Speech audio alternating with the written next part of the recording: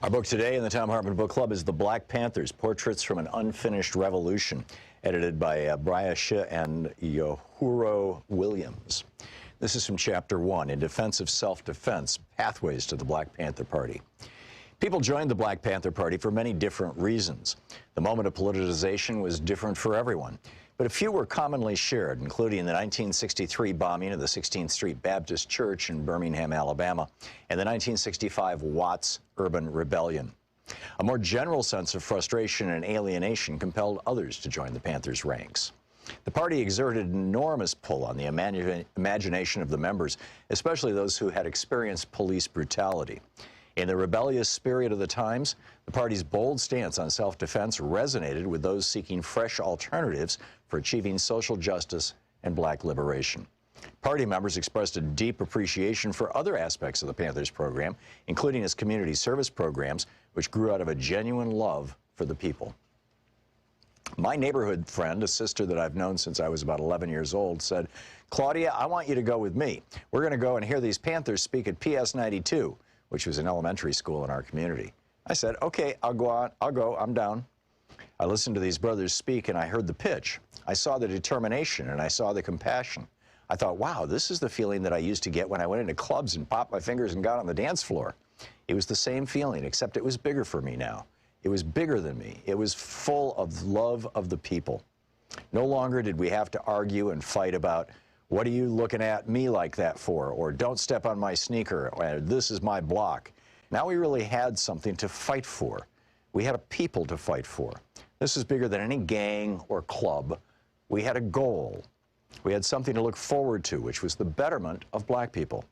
It was most definitely something that I was searching for, but I didn't yet know what that I was searching. I didn't find it. It fell on me. That was the first meeting. That's what actually started the wheels in my mind for me to become political. I was rank and file. I did a lot of things. The easiest way to say it is just to imagine worker bees. You got one queen, everyone else works. Rank and file. Those were the worker bees. We did it all. The one thing I enjoyed the most was teaching the political education classes on 7th Avenue in front of the Harlem office. That was the most fruitful. But anything I did, it was for the love of the people. Wherever I was sent, or whatever I had to do, it didn't matter anymore because it was for the love of the people. We were trying to get the word out. If I had to sell 125 papers in a day and I got close to that goal, then I did a good job. I was originally from Queens and came out of the Corona branch of the Black Panther Party. When the Panther 21 were arrested and went to jail, in order to keep those offices open and functioning, Panthers were sent all over the city to Harlem. I was one of the Panthers that ended up in the Harlem branch. That's how I got to be there on Wednesday nights to give the PE classes, the political education classes. I was extremely nervous the first time, but once I found my voice, then it went like clockwork. A lot of the people in the community who were just walking by were like, well, let me stop and see what this little girl is talking about, because I was indeed a little girl at that time. We started off every PE class with a 10-point program, and we ended every PE class with, okay, let me hear from you guys. What do you want to see different in your community, and how are you living? Then we would get the feedback, and then we would know how to concentrate our efforts. Rent strikes were crazy, because if you had to live like that, why should you pay rent? We did clothing drives, we did food drives, we did, of course, the breakfast program. There were a lot of other things that happened, and they might have been more meaningful, but those PE classes stayed with me.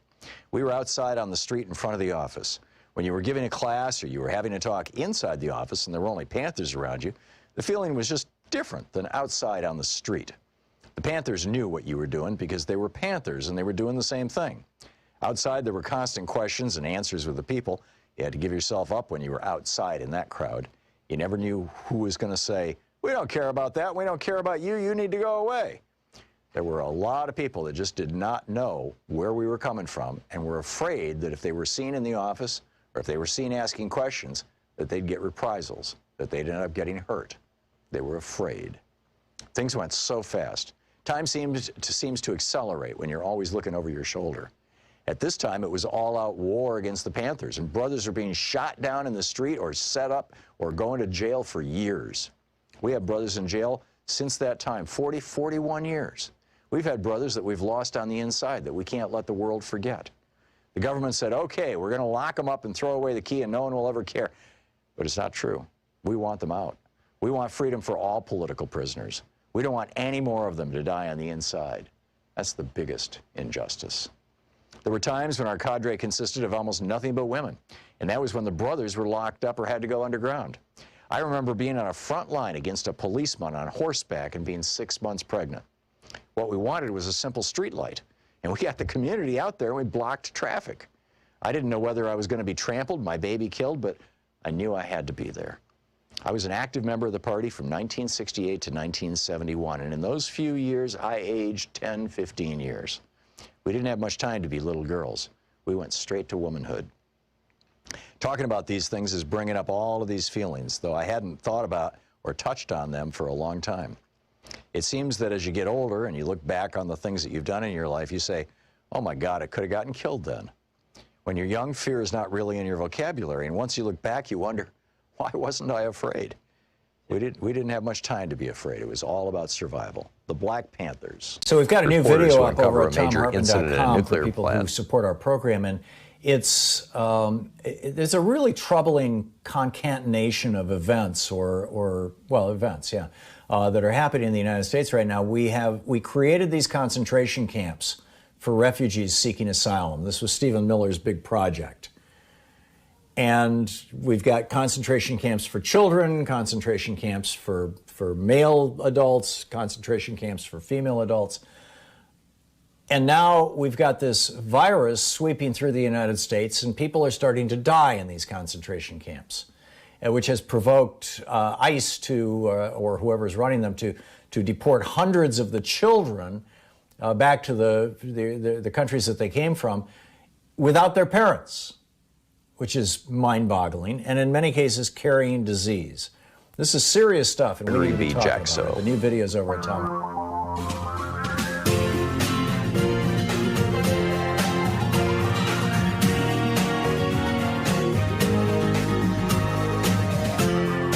This is the Thom Hartmann Program. Greetings, my friends, patriots, lovers of democracy, truth, and justice, believers in peace, freedom, and the American way. Is Donald Trump going to stop us from voting in November, or is he going to mess with the vote? As you know, I've been saying for some time, I think that I personally believe that their strategy is to use the 12th Amendment, which says that if enough states can't certify their vote as being legitimate, their electoral college vote, then the electoral college vote is set aside and the House of Representatives decides who's president, each state having one vote. So there would be 50 states, 50 votes. You've got 30. Oh, and the people in the states who decide the vote are the members of the combined Senate and House or Assembly or whatever they may call it.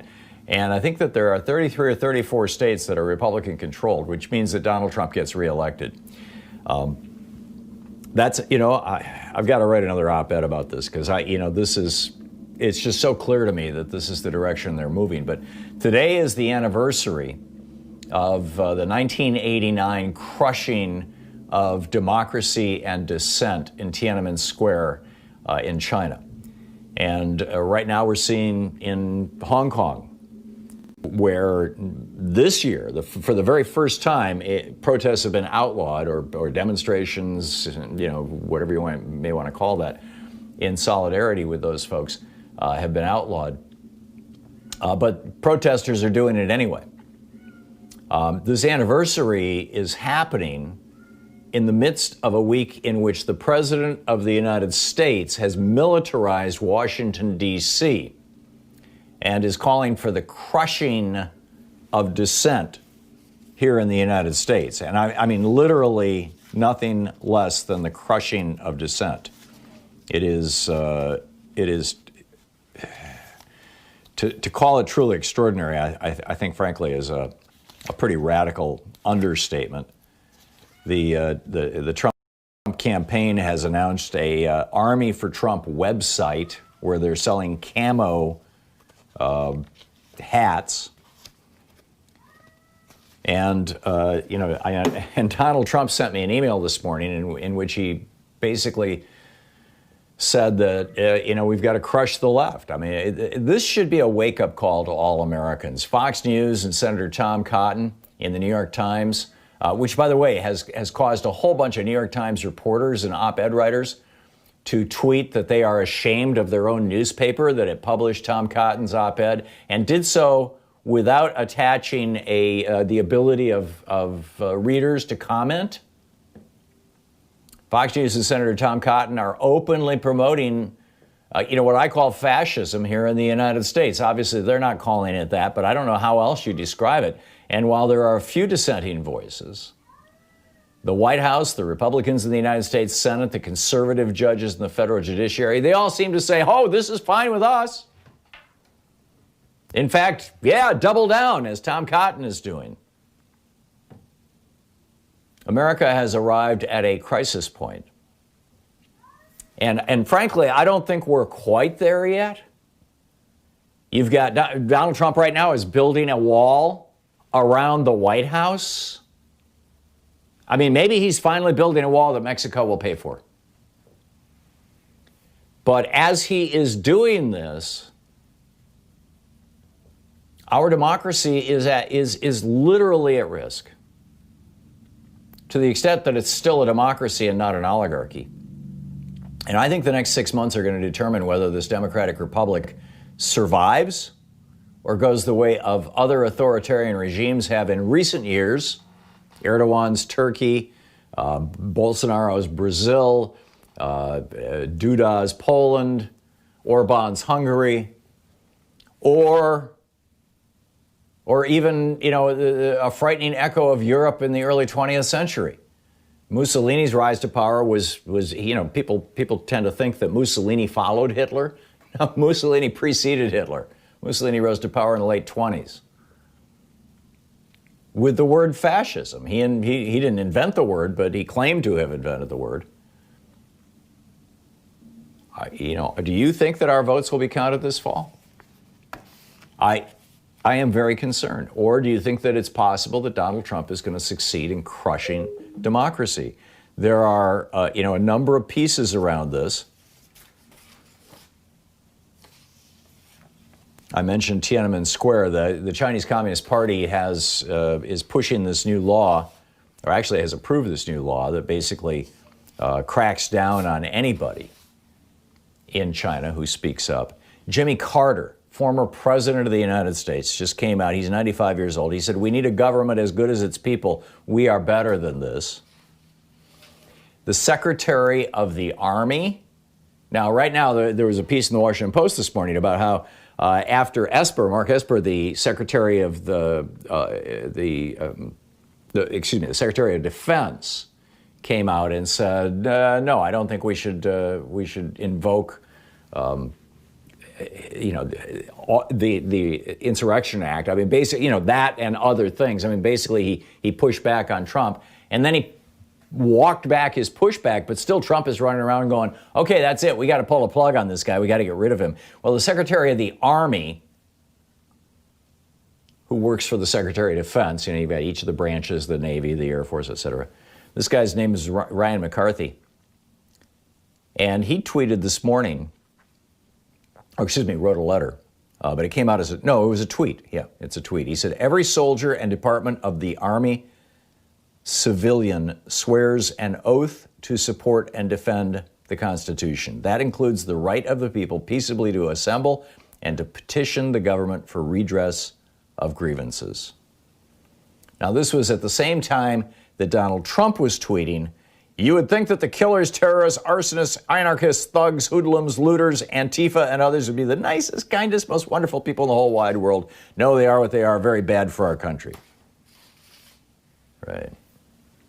Meanwhile, the former Secretary of Defense, General Mattis, has published basically an open letter. He says, we must reject any thinking of our cities as a battle space, which is how Esper had described them 3-4 days ago in a conference call with governors. We must reject any thinking of our cities as a battle space that our uniformed military is called upon to dominate. That was another, quoting Esper. He says militarizing our response sets up a conflict, a false conflict, between the military and civilian society. It erodes the moral ground that ensures a trusted bond between men and women in uniform and the society they are sworn to protect and of which they themselves are a part. He quotes James Madison from Federalist 14. America united with a handful of troops or without a single soldier exhibits a more forbidding posture to foreign ambition than America disunited with 100,000 veterans ready for combat, which is where we're at now. Back to General Mattis. Instructions given by the military departments to our troops before the Normandy invasion reminded soldiers that, quote, the Nazi slogan for destroying us was divide and conquer. Our American answer is, in union there is strength. He goes on to say, Donald Trump is the first president in my lifetime who does not try to unite the American people, does not even pretend to try. Instead, he tries to divide us. We are witnessing the consequences of 3 years of this deliberate effort. Well, I would respectfully disagree with the general. I would say that that was Richard Nixon's strategy and that was Ronald Reagan's strategy. The thing is, they did it with somewhat less violence. Nixon, I mean, look at how he dealt with the anti-war protesters and civil rights protesters. But Mattis goes on to say we must reject and hold accountable those in office who would make a mockery of our Constitution. And I want to share with you what those in office are saying about this. Casey Hunt tracked a few of them down in just a moment. It's 15 minutes past the hour. We'll be back in just a second. I'll continue my rant. Stick around. We'll be right back. This is the Thom Hartmann Program.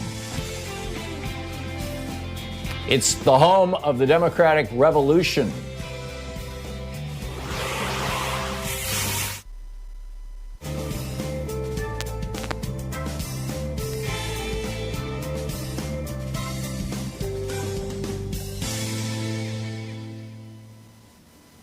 And welcome back. Dennis in Aptos, California. Hey, Dennis, thanks for watching Free Speech TV. What's on your mind today? Well, I sent Tom Cotton an email, and I had some choice things to say to him. I don't know if he'll read it. Probably won't. Some staffer will probably, delete it. But or report me to the FBI, maybe. Basically I said you're an un-American fascist Trumpanzee. You don't believe in democracy. You don't deserve to hold your office as a senator, and so on and so forth. I don't know how many other people are going to send emails to him. I imagine I'm not just the only one, but I think a clear message has to be made, and I'm glad Mattis and some others are doing it, that basically Trump is crossing the Rubicon. He is pushing us toward fascism. And I think what you said earlier about invoking the 12th Amendment, I mean, that is just horrifying, because I can imagine the day after the election, a number of red right-wing states, the taker states, as opposed to the giver states, are going to say, oh, well, we can't certify the election. And then that's that. It's only going to take a couple of large states. If Florida and Texas do it, that's it. It goes to the House of Representatives. And by the way, this happened in 1876. It's not like we've never seen this movie before. When the Democratic candidate, Sam Tilden, got more popular votes and won the electoral vote. But nonetheless, we ended up with Rutherford B. Hayes as president. I mean, the Republican. And, the deal, obviously, that they cut was that they would end Reconstruction in exchange for and pull the military out of the southern states and all that kind of stuff. But we have seen this movie before. And that was because Oregon and 3 southern states, Mississippi, Alabama, there's one other one, I'm not sure, it might have been Georgia, refused to certify their elections. Yeah, and, I would have to think that Trump, we always accuse Trump of not knowing history, but I would have to figure he knows that history. Well, he's got people around him who know history. Oh, yeah, exactly. They are his advisors. He doesn't need to know squat. Probably not. But, what you said about what's going on in Europe, too, I mean, it's scary there with Orban and what's his name, Duda in Poland. Duda in Poland, yeah. Yeah, and Bolsonaro, I mean, he's probably, any day now, he'll probably declare himself president of Brazil for life. And Trump knows this, and he figures if those guys can do it, I can do it. If Putin can become the dictator of Russia for life, I'm going to do it too. And when I get old, I think that was going through his head, Dennis. I think 2 years ago that was going through his head when he visited North Korea, and you'll recall, I believe it was it Jared? No, this was when they went to Saudi Arabia. And one of the guys with him, and maybe it wasn't Jared, but it was one of the people around him who you would have thought would have known better, might have been a Republican member of Congress, said, "Boy, it's remarkable. The people of Saudi Arabia really love their king. There wasn't a single protest sign when we drove down the long thoroughfare on our way to the palace. And of course there wasn't a single protest sign. You get your head cut off in the public square in Riyadh on Friday afternoon if you protest." And at that point, I think Trump was going, "Hey, this is pretty cool." Dennis, I got to run, but thank you for the call. Spot on. It's 20 minutes, or coming up on 20 minutes past the hour here on the Thom Hartmann Program. We'll be back with more of our calls, more of your calls, more of the news of the day, and the rest of my rant right after this. Stick around.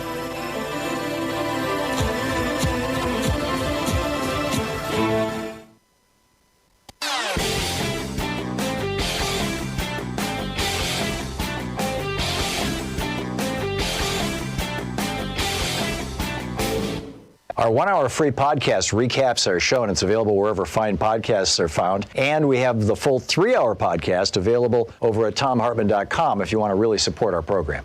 So we've got a new video up over at thomhartmann.com for people who support our program, and there's a really troubling concatenation of events, events, that are happening in the United States right now. We created these concentration camps for refugees seeking asylum. This was Stephen Miller's big project.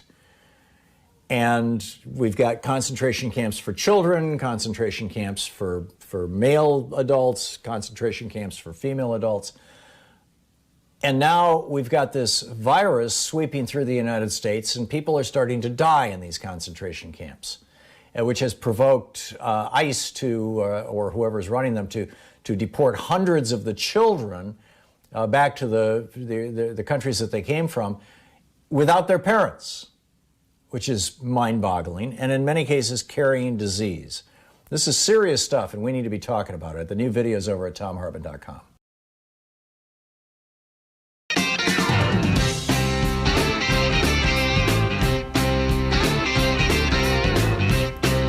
Welcome back. Thom Hartmann here with you. And so Ann Applebaum, I don't know if you caught this. If you didn't, it's worth going and looking for the clip. She was on Joe Scarborough's show this morning on MSNBC, Morning Joe. And she is a Pulitzer Prize-winning historian. And she said, and I quote, "What will come next?" She was talking about how what we are witnessing is essentially the rise of fascism. Masha Gerson, I believe is her name, was also on, who has a new book about authoritarianism. She says, but Applebaum said, "What will come next? In a lot of these countries that cease to be democracies, what comes next is the attempt to steal an election. And what I hope all Americans will be focused on over the next several months is, will Trump and the Republican Party collaborate in an attempt to steal this election? Will they try to change the rules? Will they mess around with distance voting? Will they exacerbate the problems caused by the pandemic to prevent people from voting? Do they value democracy in America enough to allow a real election to go through and to allow themselves to lose?" She said, "I'm doubtful as to whether we can rely on the party leadership." And so let's check out the party leadership. Casey Hunt stood down in the basement of the White House, or the Congress building, the Capitol building yesterday, with a camera and a microphone, as all these Republican senators were on their way to a Republican luncheon. And they had to walk by her, and she was shouting questions at them and poking a microphone at them. And here's what the Republican senators had to say. Only one, and I'll read her comment first, only one said anything that I found reassuring, and that was Lisa Murkowski of Alaska. She said, what we saw last night, this is the question that Casey was asking was, what do you think about what the president did clearing the park, essentially?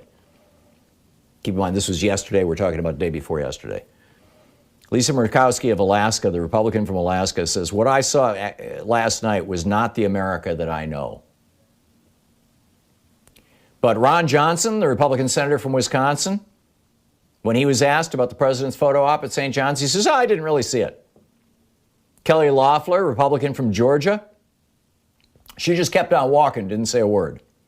Pat Roberts, the Republican senator from Kansas, I don't have a comment on that. Senator Rick Scott, the Republican from Florida and former CEO of a company that committed the largest Medicare fraud in the history of America, he said, well, we could all do better, when asked if Donald Trump could do better. Senator Mitt Romney, Republican from Utah, was asked, what did you think about this clearing the park? He says, I didn't watch it closely enough to know. Senator Mike Enzi, the Republican from Wyoming, sorry, I'm late for lunch. Senator Marsha Blackburn, the Republican from Tennessee, walked by without saying anything. Senator Dan Sullivan, the Republican from Alaska, walks by with no response. Senator Rob Portman, Republican from Ohio, I'm late for lunch. Senator Tim Scott, the only black senator in the entire Republican caucus, says, I've already said too much. They've got him cowed now. Senator Steve Daines, the Republican from Montana, what did you think about the president clearing the park? I was grateful for the president's leadership. Senator Ted Cruz of Texas, asked if what we saw at the White House last night was an abuse of power.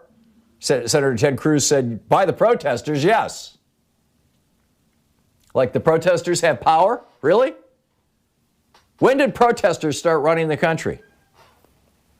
Bill Cassidy, the senator from Louisiana, Republican senator. I didn't follow it, I'm sorry. Senator Josh Hawley, the Republican from Missouri, the United States senator, says, I've seen conflicting reports about what happened.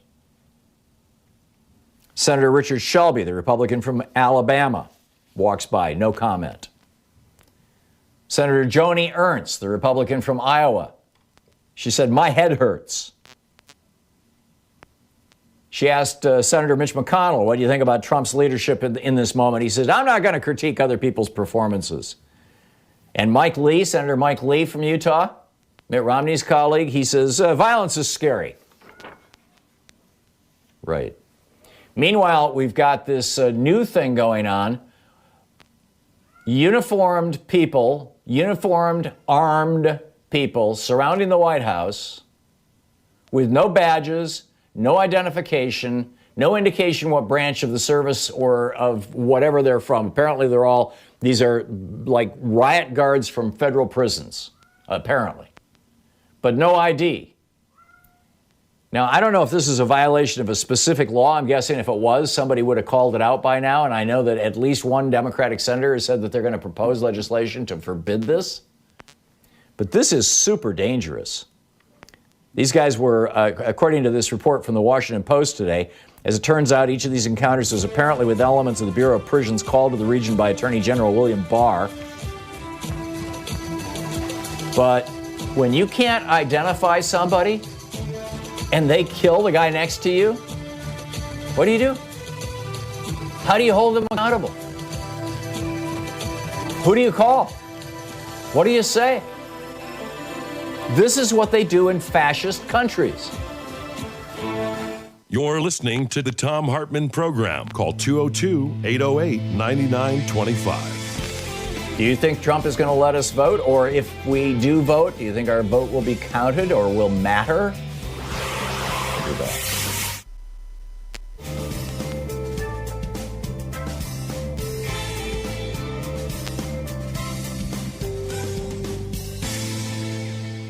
Welcome back to the Free Speech TV Pledge Drive. We have some new premiums that Free Speech TV is offering, and I'll tell you about those in just a minute. But the bottom line is we need your help. You know, this is democracy cannot function without a vibrant media environment, without a free press, as they called it back in the day. And in my opinion, one of the most important parts of the free press in America is right here. You're watching it right now. It's Free Speech TV. And without Free Speech TV, frankly, I think, we're toast. I mean, this is important stuff. So share Free Speech TV with your friends. Tell everybody you know about it. And if you can afford to contribute something, if you can kick in some money to help Free Speech TV, please do it now. 877-378-8669 is the telephone number. Please call now and make your contribution. With the $20 gift, you get your choice, the Thom Hartmann University, proud student of the Thom Hartmann University bumper sticker, or the I'm Voting Are You car magnet. With a $50 gift, there is the your choice of the Just Effing Vote tote bag or the Free Speech TV webcam cover. With a $75 gift, you get the Thom Hartmann Program mug with my face on it. With a $100 gift, you get the 2 Free Speech TV face masks. And with a $120 gift, boy, do we have a collection of stuff for you here. First of all, there's the stuff we've been talking about all week. You get the social distancing kit. That's 2 Free Speech TV branded face masks and the Free Speech TV branded hand sanitizer, or the Just Effing Vote t-shirt, or the Ask Me About Free Speech TV t-shirt, or my book, The Hidden History of the War on Voting. But also, given the times, given what's going on right now, some great premiums having to do with race. These are all books. There are 4 of them. White Fragility by Robert DiAngelo. Why It's So Hard for White People to Talk About Racism. These are all with a $120 gift. You get your choice of 1. Ta-Nehisi Coates' book, Between the World and Me. Tim Weiss's book, Dear White America, Letter to a New Minority. And Paul Kivel's book, Uprooting Racism, How White People Can Work for Racial Justice. These are great premiums, a great opportunity to really educate yourself about race in America. And they also all make great gifts. I mean, these are the kinds of books that, come the holiday season, come Christmas time and Hanukkah and all that, or birthday gifts, whatever. Every single one of them, you pick one, right, with a $120 gift. With a $240 gift, we have the virtual meet and greet where we get together with Free Speech TV donors. It's only the people who have made a $240 gift to Free Speech TV. We typically do these with 5, 6, 8 people at the most. And I'm there and you're there and it's not being recorded and we're just talking casually about what's going on in the world. And we don't have to worry about what can and can't be said on television. So you can even swear if you want. It's fascinating. With a $360 gift, there is the Thom Hartmann University box, and that's the 2 Free Speech TV face masks, the Hidden History of the War on Voting, the Just Effing Vote tote bag, the I'm Voting Are You car magnet, and the Just Effing Vote t-shirt. And with a $1,000 gift, you can reserve your place for when we start doing our show again from our studio here in Portland. Right now I'm broadcasting from home. But eventually we will, in all probability, get back to the studio. And when we do, our $1,000 donors we're going to have a party. and you can come and hang out with us for the 3rd hour of the show and all that sort of stuff. So those are the options. Those are the gifts that are available from Free Speech TV if you make a contribution. But the more important message is that Free Speech TV is supported by you. Free Speech TV doesn't have any, giant corporations or billionaire donors.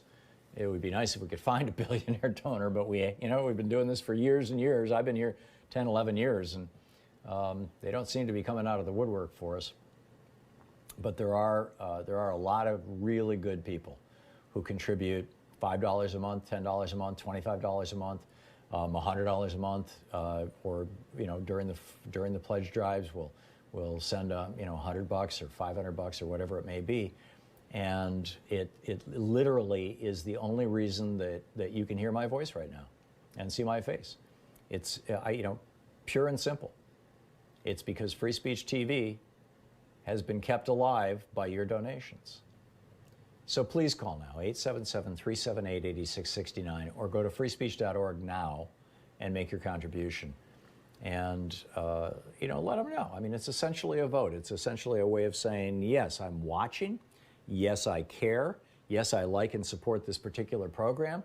And I want to help Free Speech TV. We must have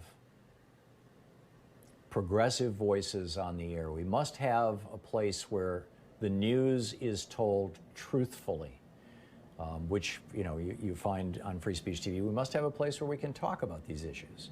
It's right here. So please call now, 877-378-8669. Thank you so much.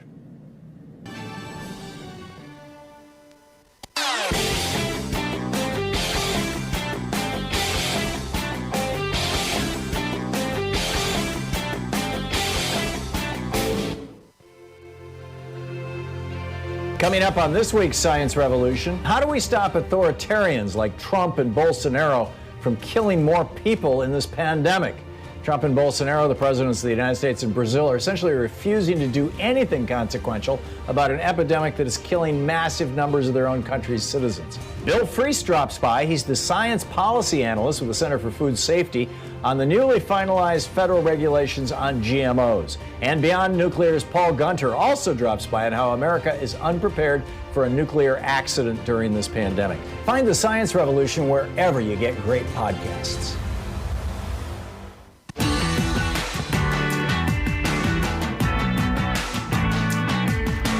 So I got an email this morning, or maybe it was last night, from Donald Trump. Let me make something clear. He says, Fred, let's make something clear. These violent acts are not acts of peaceful protest. They are acts of domestic terror, and they must end now. This is a letter that Trump sent out to millions and millions of his supporters. While dangerous thugs are running rampant through our streets and destroying communities, President Trump is working hard to restore law and order. The fake news and radical Democrats are pushing a narrative that is far from the truth. They don't want you to see the great work that our president is doing to protect America. But we don't care what the media and their Democrat partners think. We only care what real Americans, like Fred from Oregon, think. That's why the president asked us to personally reach out to you and then, quack, quack, quack, and take the official Trump Law and Order survey so that he can hear the truth. And of course, you click on the survey and it asks you a couple of questions like, do you think the thugs are this or that or whatever, and then asks you for money. But this is, let me make something clear. These violent acts are not acts of peaceful protest. They are acts of domestic terror, and they must end now. The rector of St. Philip's Episcopal Church, keep in mind it was St. John's Episcopal Church in Washington, D.C. that was cleared, in front of which that was cleared and where Trump stood with the Bible to do his little photo op. This is the rector of St. Philip's Episcopal Church in Tucson, Arizona, from his Twitter feed. He shows the picture of Trump holding the Bible in front of St. John's Church. And he says, this is an awful man waving a book he hasn't read in front of a church he doesn't attend, invoking laws he doesn't understand against fellow Americans he sees as enemies, wielding a military he dodged serving to protect power he gained via accepting foreign interference, exploiting fear and anger he loves to stoke, and failing to address a pandemic he was warned about, and building it all on a bed of constant lies and childish inanity. Now back to the law enforcement officers who were showing up with no badges, no insignia, no nothing. Phil Bump, writing in the Washington Post, as I mentioned just before the break, Bill Barr called these people out. Clint Watts, who's a former officer in the United States Army and former FBI special agent, made some really interesting observations. He said, he's speaking as a former FBI agent. He said, if I go out and pull a gun and I say, freeze, and you say, why? I would have to say, I'm an FBI agent or law enforcement or whatever. Because otherwise, you would be totally in your right to defend yourself against me. And somebody who is not in uniform pulls a gun on you and says, freeze, and you say, why, who are you? And they say, I'm Joe, I live, down the street from you. You have a right to defend yourself. If they say I'm the police, you frankly don't have a right to defend yourself.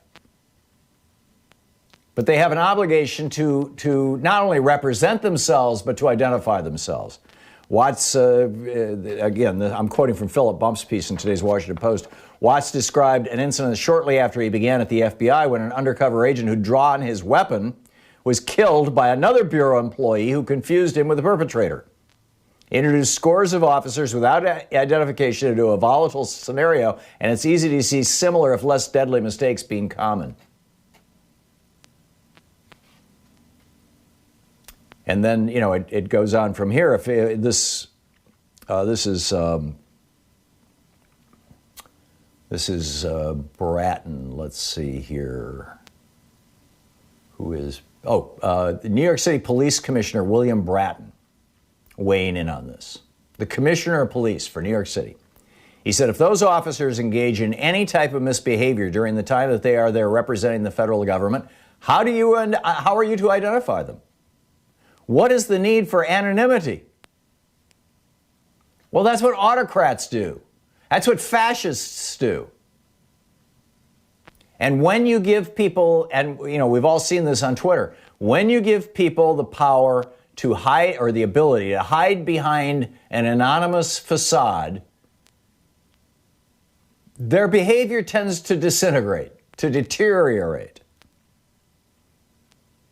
Back to the piece in the Washington Post, Ruth Ben-Ghiat, a professor of history at New York University and an expert on authoritarianism, noted the lack of accountability introduced by the government of Chilean dictator Augusto Pinochet for the actions of loyalist forces.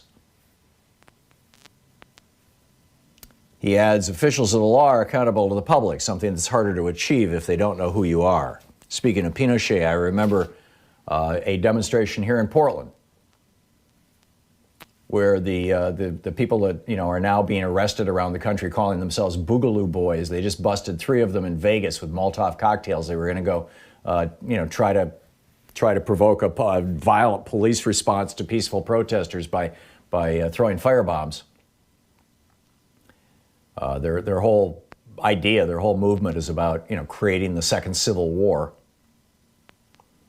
And here in Portland, I saw a guy with a T-shirt on, and it had a picture of a helicopter and somebody falling out of the helicopter, and words about Pinochet had it right, because what Augusto Pinochet, the military dictator of Chile, the guy that Milton Friedman was advising from the University of Chicago, his big thing was he privatized Social Security in Chile.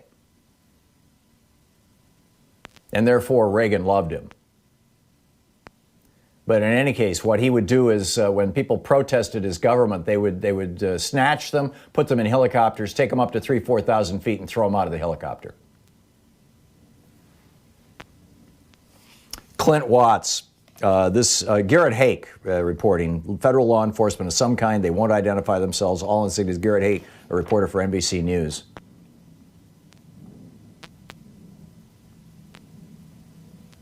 Clint Watts adds, and this is very concerning when you figure, right now the Boogaloo Boys are wearing Hawaiian shirts, right? But Clint Watts said this will very likely lead to a bunch of impersonation of law enforcement. Militia-type groups, vigilantes, dressing up the same way, using force without any authority to, quote, protect business and property, end quote, etc. He said, this is a terrible precedent. And he adds, on what basis are people expected to comply with their commands? People are well within their rights to tell these dudes to take a hike. Brad Parscale, as I said earlier, they're selling Trump Army hats. Right, camouflage hats, Trump hats. It's this new Army for Trump website. Brad Parscale, the campaign manager for this. Keep in mind, Trump is using this for partisan political purposes, tearing our country apart and pitting Americans against Americans. And Brad Parscale is very proud of this. He says, the Army for Trump website is one of those powerful tools we have to re-elect President Trump. We need the help of every single one of the president's supporters to make sure that we keep him in the White House and don't send a big government socialist Democrat running on an extreme leftist agenda to Washington. With the Army for Trump website, Americans are just one click away from doing their part to re-elect Trump.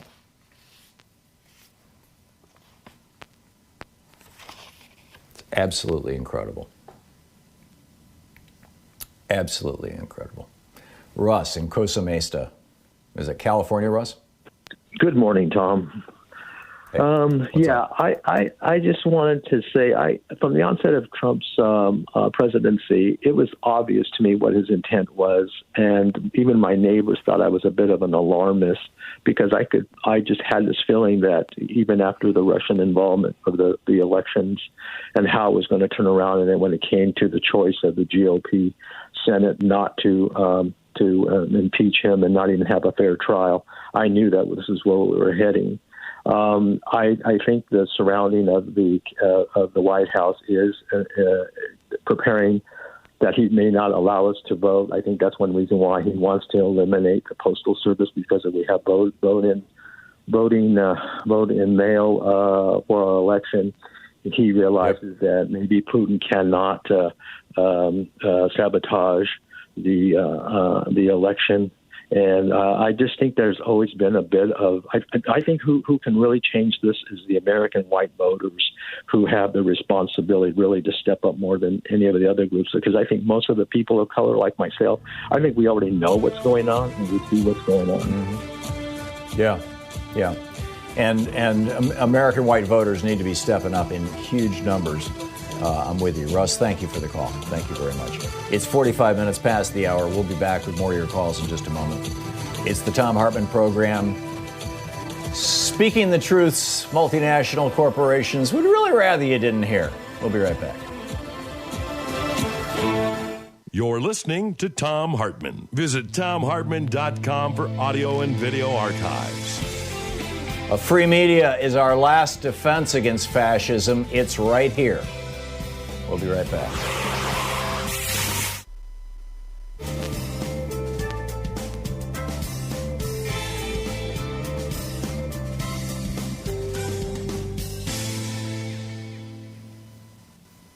And welcome back. Larry in Eagle Nest, New Mexico. Hey, Larry, what's on your mind? Yeah, Tom, I need your opinion on something. I was talking to a friend on the phone last night. Mm-hmm. And he's a right-wing, Trump lover. He's donated tons of money to him and everything. And we don't agree on a whole lot. But he was talking about the protests, and he said the protesters are disingenuous in what they're doing. That they really don't care about what happened. That upset me a little bit. But then he said something that I was just flabbergasted by it, and I really didn't know how to respond to it, and I wanted to ask you how you would have responded to it. He said, there is no systemic racism in America today. I really didn't know how to respond to that. Yeah. What would you have said to him? Well, I would have said, then why is it that you as a white guy, if you walk out of your house, or if you get stopped, if you see a blue light flashing behind your car, you don't immediately think maybe I'll die? Why is it that you as a white guy, if you walk into a fancy store in a mall, don't find yourself being followed around? Why is it that if you as a white guy show up for a job interview, you're not wondering if you will be turned down simply because of the color of your skin? Why is it that if you as a white guy have any kind of encounter with police agencies that beyond even just getting stopped in your car that you're unconcerned? Why is it that you can just go through the white privilege list? I mean, well, that's another thing he's displaying breathtaking ignorance, Larry, is what's going on. Yeah. Well, he said there is no such thing as white privilege either. So. Well, it's very comfortable. This is that is white privilege. It's the ability to say there's no such thing as white privilege. I mean, it's literally the definition of it. Of course. And there's a lot of white people, probably the majority of white people, who take that position, Larry, who are sitting around blissfully ignorant. They most of them live in areas where they never encounter people of color. Or if they do, it's the bus driver, and they don't have to, right. There's no real interaction. They don't have to think about the interaction. They never encountered people of color, and you know, they're just blissfully it's not like intentional ignorance, like, gee, I think I'll ignore, you know, the plight of people of color today. But it's just so comfortable to be white in America. It's so comfortable to ignore the privilege of being white. It's the same way rich people walk around and talk about, oh yeah, I worked so hard to get where I am. You know, and in most cases, well, okay, maybe you did something more than somebody else did, maybe not, but it's like this self-satisfied justification. You were going to try and say something, Larry, sorry. Oh, yeah, I was going to say that he told me one time, we talked quite a bit, he told me one, you know, I kind of accused him of being a little bit racist one time. He got pretty upset when I said that, and he said, I'm not a racist. He said, I could prove it to you. I've got a black friend. Right. Right. Well, so, you know, it's a step. but yeah, I get it. You've given me some ideas anyway that I can throw at him. Thanks a lot. Okay, good. Yeah, thank you, Larry. Yeah, I mean, the bottom line is white people don't wake up in the morning thinking that their day is going to be defined by the color of their skin. Literally, it's not even a thought. And that is not true of most people of color in this country. It's coming up on 10 minutes past before the hour. We'll be right back.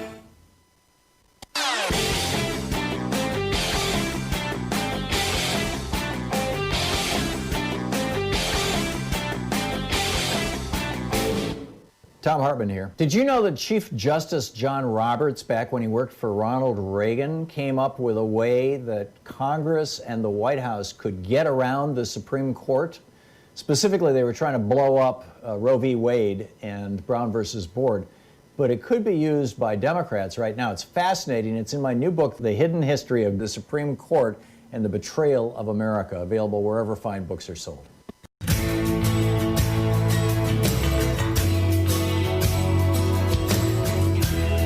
Welcome back. Thom Hartmann here with you. Kim in Sarasota, Florida. Hey, Kim, what's on your mind? I can't get rid of the visual of the three-line of attack in the park at the White House, the park police, the Secret Service, and then the unidentified people. And right. I'm a military brat, so it just felt really, really wrong. Something's up there. Basically, what I was wondering is if they are like the Blackwater private contractors, because all the National Guard, they showed them coming to the White House, and they're all in their camo, and if it was them, they would have been in their camo. So I'm wondering who regulates the private armies, the paid for whatever they do. If the president actually has control over them, or the private contracting military people, how is that handled? And I have a feeling that's who they are. Is like a black. Pretty much, it turns out they're not. They're from the Bureau of Prisons. They're riot control teams that are brought into prisons when they have when things spiral out of control. And Bill Barr brought them in, and or at least according to the Washington Post this morning. Anybody in the United States can hire security. You can hire Blackwater or anybody. Blackwater no longer exists, but you can it's been replaced with a new name. But you can hire private guys. But the problem is, from Trump's point of view, those private guys don't have the power. What's called the color of law. They don't have the ability to arrest. They don't have the ability or the easy ability to arrest, or for that matter, to beat or kill, or the kinds of things that we saw in that park. You saw that photographer being beaten up by the park police guy. Private security can't do that. They can be held accountable. There's accountability to private security. You can sue them. You can sue the company. They don't have qualified immunity, which the Supreme Court gave to police and federal agencies back in 1982. And so that's why he's not using Blackwater. That's why he's using, and they're going for the most brutal of all. There's a really fascinating piece here. Deb Golden, DC, is her Twitter handle, and she says, "I've spent a career." She's a lawyer. And she says, I've spent a career litigating prisoner rights. The contours of constitutional rights are very different in prison than on the outside. There are no First Amendment rights in prison. By the way, I would add, the 13th Amendment ended slavery in the United States except in prisons. The 13th Amendment explicitly says slavery may continue in the United States. These are not the words of it, but you read the 13th Amendment, you'll get what I'm saying. That slavery may continue in the United States when a person is convicted of a crime. They may become a slave. She goes on to say the rules on use of force are completely different in prison. The tactics for crowd control are different in a prison wing than in an open city plaza. These guys are not trained for the latter. So it's very troubling, Kim. Kim, I got to move along, but thanks for the call. Shay in Jacksonville, Florida. Hey, Shay, what's up? Good afternoon, Tom. Well, earlier you talked about whether you believe the GOP would stand up. I say no. They're treasonous, amoral, thieving cowards, and they have not done what is right for the American people, and have been in lockstep in the dismantling of our Constitution and our nation, and that is what's going on. And the neocons and neo-fascists and Lee Atwater types are still fighting the Civil War. Nancy Pelosi said all roads lead to Russia. She was absolutely correct. And we must remember that Flynn, Manafort, Kushner, who tried to set up a back channel with Russia, Lewandowski, and Trump are all connected to Putin. And on Stephanie Miller yesterday, she had Malcolm Nance, who, of course, is a counterintelligence and espionage officer in the military for many years. He said that Trump had another conversation with Putin about 2 days before that. And yeah, it was about a week. It was toward the end of last week. Yeah, and told him that he could not look weak.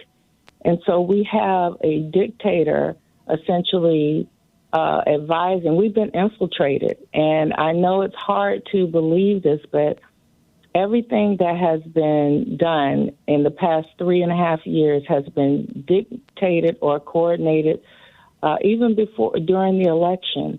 So we must come to reality.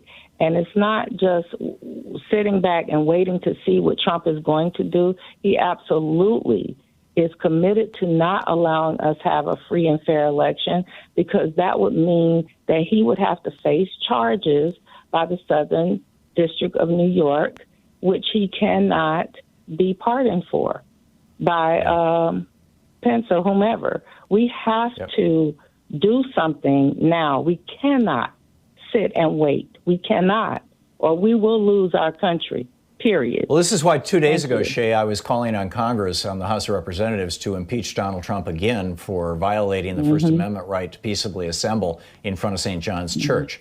And, a simple article, give the Republicans another opportunity. But if, you just heard me read this list of, what the Republican senators said to Casey Hunt.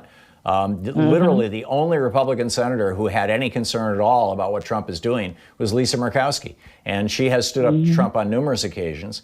It is, shall we say, very concerning what is going on here. And by the way, I get Malcolm Nance, and I have a lot of respect for him. I don't think this is just about Vladimir Putin. I think this is about an entire authoritarian system of government that is playing out in China, that's playing out in Russia, that's playing out in Turkey, that's playing out in Egypt, that's playing out in Brazil, that's playing out in the Philippines, that Trump wants to emulate here. And that's even more troubling, frankly. You're listening to Thom Hartmann.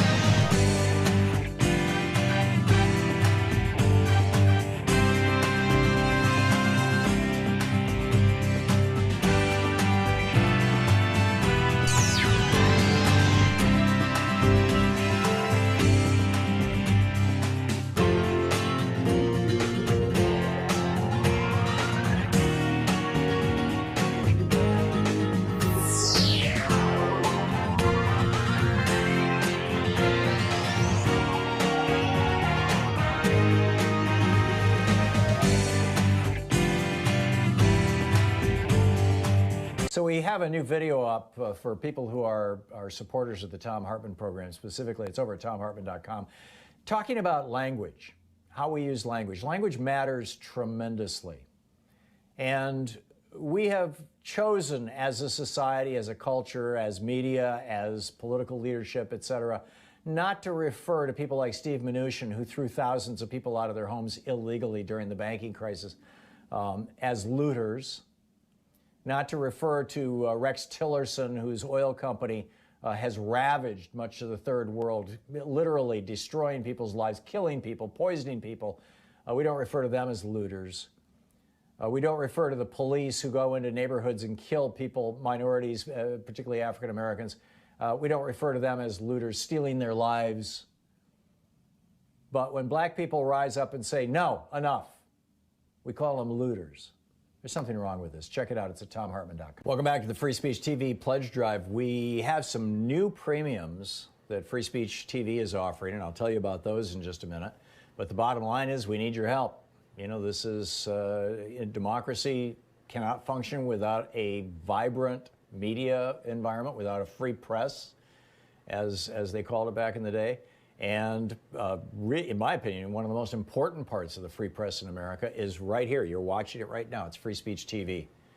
And without Free Speech TV, frankly, I think, you know, we're toast. I mean, this is important stuff. So share Free Speech TV with your friends. Tell everybody you know about it. And if you can afford to contribute something, if you can kick in some money to help Free Speech TV, please do it now. 877-378-8669 is the telephone number. Please call now and make your contribution. With the $20 gift, you get your choice, the Thom Hartmann University, proud student of the Thom Hartmann University bumper sticker, or the I'm Voting Are You car magnet. With a $50 gift, there is the your choice of the Just Effing Vote tote bag or the Free Speech TV webcam cover. With a $75 gift, you get the Thom Hartmann Program mug with my face on it. With a $100 gift, you get the 2 Free Speech TV face masks. And with a $120 gift, boy, do we have a collection of stuff for you here. First of all, there's the stuff we've been talking about all week. You get the social distancing kit. That's 2 Free Speech TV branded face masks and the Free Speech TV branded hand sanitizer, or the Just Effing Vote t-shirt, or the Ask Me About Free Speech TV t-shirt, or my book, The Hidden History of the War on Voting. But also, given the times, given what's going on right now, some great premiums having to do with race. These are all books. There are 4 of them. White Fragility by Robert DiAngelo. Why It's So Hard for White People to Talk About Racism. These are all with a $120 gift. You get your choice of one. Ta-Nehisi Coates' book, Between the World and Me. Tim Weiss's book, Dear White America, Letter to a New Minority. And Paul Kivel's book, Uprooting Racism, How White People Can Work for Racial Justice. These are great premiums, a great opportunity to really educate yourself about race in America. And they also all make great gifts. I mean, these are the kinds of books that, come the holiday season, come Christmas time and Hanukkah and all that, or birthday gifts, whatever. Every single one of them, you pick one, right, with a $120 gift. With a $240 gift, we have the virtual meet and greet where we get together with Free Speech TV donors. It's only the people who have made a $240 gift to Free Speech TV. We typically do these with 5, 6, 8 people at the most. And I'm there and you're there and it's not being recorded and we're just talking casually about what's going on in the world. And we don't have to worry about what can and can't be said on television. So you can even swear if you want. It's fascinating. With a $360 gift, there is the Thom Hartmann University box, and that's the 2 Free Speech TV face masks, the Hidden History of the War on Voting, the Just Effing Vote tote bag, the I'm Voting Are You car magnet, and the Just Effing Vote t-shirt. And with a $1,000 gift, you can reserve your place for when we start doing our show again from our studio here in Portland. Right now I'm broadcasting from home. But eventually we will, in all probability, get back to the studio, and when we do, our $1,000 donors we're going to have a party, and you can come and hang out with us for the third hour of the show and all that sort of stuff. So those are the options. Those are the gifts that are available from Free Speech TV if you make a contribution. But the more important message is that Free Speech TV is supported by you. Free Speech TV is, doesn't have any, giant corporations or billionaire donors. It would be nice if we could find a billionaire donor, but we've been doing this for years and years. I've been here 10, 11 years, and they don't seem to be coming out of the woodwork for us. But there are a lot of really good people who contribute $5 a month, $10 a month, $25 a month, $100 a month, or during the pledge drives, we'll send $100 or $500 or whatever it may be, and it literally is the only reason that you can hear my voice right now and see my face. It's pure and simple. It's because Free Speech TV has been kept alive by your donations. So please call now, 877-378-8669, or go to freespeech.org now and make your contribution. And, let them know. I mean, it's essentially a vote. It's essentially a way of saying, yes, I'm watching. Yes, I care. Yes, I like and support this particular program. And I want to help Free Speech TV. We must have progressive voices on the air. We must have a place where the news is told truthfully, which you find on Free Speech TV. We must have a place where we can talk about these issues. It's right here. So please call now, 877-378-8669. Thank you so much.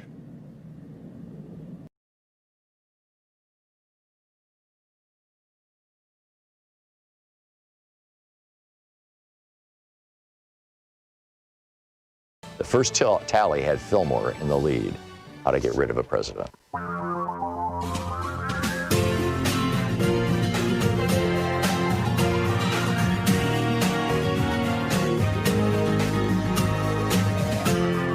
This is the Thom Hartmann Program. Welcome back. On the line with us is Professor Richard Wolff, professor of economics, co-founder of democracyatwork.info, author of numerous books. His most recent, Understanding Socialism. Democracyatwork.info and rdwolff.com are his websites. You can tweet him at Prof. Wolff. Professor Wolff, welcome back, and thank you for joining us. I'm curious your thoughts. Last night, I tweeted a photograph of myself and a fellow by the name of Armin Lehman, who I worked with back in the 1980s. We literally traveled the world together, teaching on behalf of, or teaching to the travel industry. And I did not at that time, initially anyway, when I first met Armin, we got to know each other very, very well, know his past. When we moved to Oregon, when Louise and I moved to Oregon about 15 years ago, a little more than that, Armin came over to our house and brought a manuscript with him. And he said, I want you to read this and advise me on how I can get this published. And it was titled In Hitler's Bunker. And Armin was the 16-year-old boy in the Hitler Youth who brought the message to Hitler that the war was lost. And he stood outside the door when Hitler went in and committed suicide. He was there when Goebbels committed suicide with his family. And the book is in print. I helped him get it in print. Armin died in 2008, but this he was just an extraordinary guy. He created a foundation for peace. And he became quite a student of German history. And he told me that although he was, he was born after Hitler had already come to power, or around the time that Hitler came to power, he was six years old when Hitler came to power, actually. He said that Hitler was really good for the German economy at first, and that was the thing that he heard from his father over and over again. And I'm curious, and so I tweeted out this picture of Armin and me last night. I'm curious, how does fascism work in the context of economics, and what lessons can we learn from that? Okay, good question. Typically, and Germany is a prime case, fascism comes into power during a time of the collapse of capitalism. Hitler takes power in January of 1933. So that is literally 3.5 years, roughly, after the crash of 1929, which was as bad in Germany as it was here in the United States. So you had 3.5 years of rising unemployment. Remember, the Germans at that time were also working under the burden of having lost World War I, having suffered terrible reparations payments they had to make to the victorious countries, and also one of the worst inflations in world history. In 1923, for example, their exchange rate of the German mark to the dollar went from roughly 6 marks to a dollar to 10 billion, with a B, marks to the dollar, which is an inflation beyond anything we have seen basically since that time, at least in the West. So it was a complete collapse of their society, building over the whole 1920s and then crashing in 29. What Hitler did was take advantage of the breakdown of capitalism, but he took advantage of it in a very particular way. Germany in the early 30s was basically split 50-50. That is, 50% of German voters, for example, in 1932, voted for either the Socialist Party or the very strong Communist Party in Germany. And the other half voted for a collection of conservative, old-line parties associated with the Roman Catholic Church, and so on, from southern Germany, etc. The business community was horrified by the fact that the left was so strong. The labor movement was strong, the socialists were strong, the communists. And they had been growing stronger for the previous 40 years, so the handwriting was on the wall. The next election, the one in 1933 or 4, would bring a majority to the socialists and the communists, and then where would they be? And remember, they're the employers. They're a small minority, like employers always are. They had no mass base. They had no mass following. Half the country was against them, and the other half was scattered around in a variety of parties, those who wanted a return of the Kaiser, the monarchy in Germany, things like that. The only social force available at the end of the 1929-30 period were the fascists, Hitler's organization, which said the following: we are the only alternative to socialism. They went to the business community and said, you don't have a mass base, you can give us the money and we will organize the unemployed, the poor, everyone we can reach into a mass organization. They had been doing that already in the late 1920s. Once the business community made its decision, which was done around 1930-31, they took off, and they became the only conceivable alternative. They were not as big as the socialists and communists together, not even close, but they were growing when everything else on the right was disappearing. The deal was done, and the business community turned to their old leader, a man named Hindenburg, who was the president at the time, and he actually invited Hitler to make a government as an attempt to stave off the left. So the way Hitler worked it then was he promised to smash the socialists and communists. The minute he got into office, he did that. And I mean literally arresting, jailing, and eventually killing huge numbers of them. He made the government into a kind of official organization and transferred the masses of his political party into the government. And they said to the business community, we will enforce capitalism. We will make all the workers go back. We will destroy the existing labor unions, which they did. We will replace them with our own Nazi party personnel. And what you had was a putting people back to work, no question. Hitler put the German unemployed back to work, but he put them back to work in a private capitalist system, which in effect, this new government, the merger of the state and the Nazi party, would enforce. And that's what they did. They enforced people. You basically had no choice. You had to go to work, and you had to produce whatever this coalition of a political party on the right, namely the Nazi party, and the government which they had taken over undertook.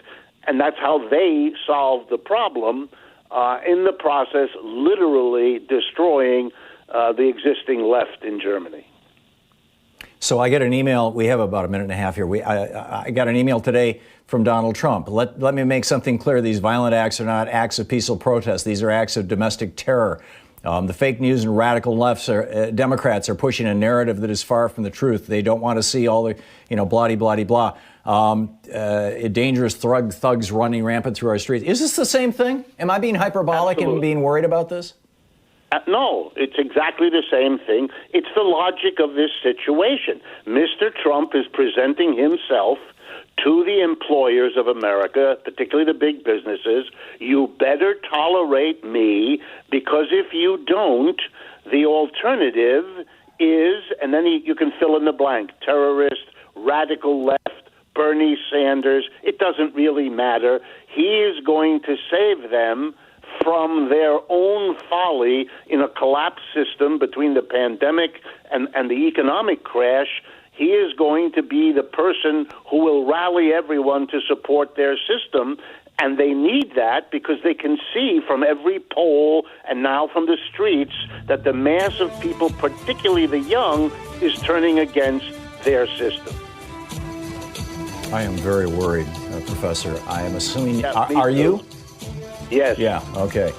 Professor Richard Wolff, democracywork.info, rdwolff with 2fs.com. Professor, thank you so much for dropping by today. My pleasure. Thank you. Thank you. We'll be right back.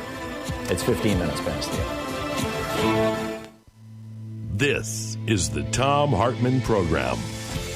Back with more of the news of the day and your calls in just a moment. Stick around.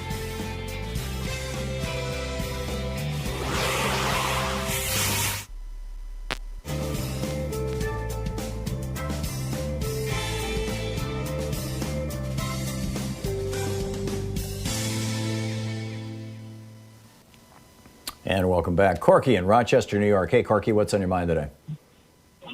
Well, I wonder if you know exactly what Trump is doing, because I think I do. Okay, what do you think he's doing?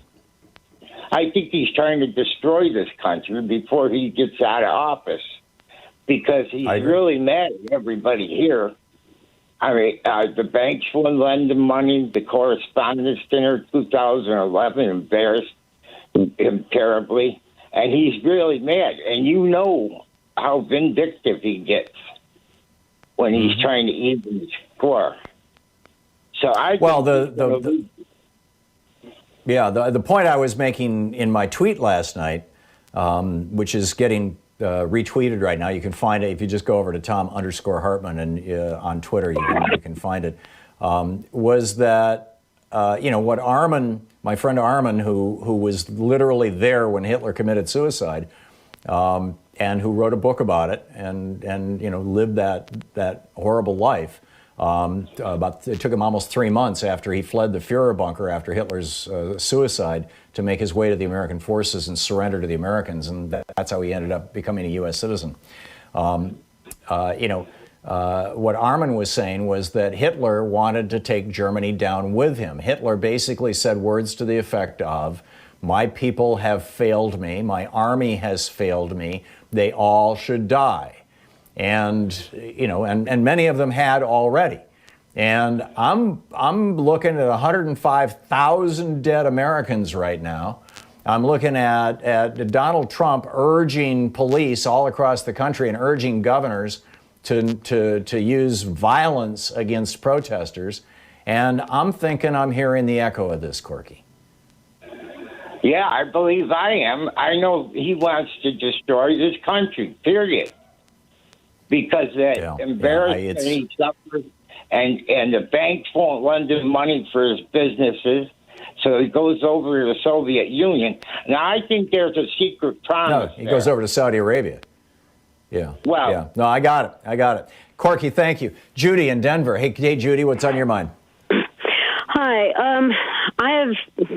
I pay too much attention to the news most of the time, and we sent warships to the South China Sea, more warships.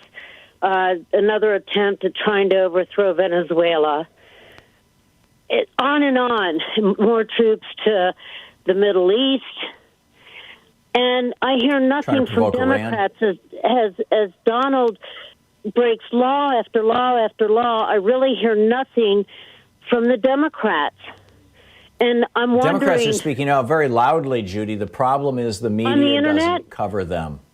On the internet? Well, I mean, they're calling press conferences. They're inviting the media to come and listen. But it never makes the news. The media, it's like our media is looking for... It's clickbait media. They're looking for eyeballs.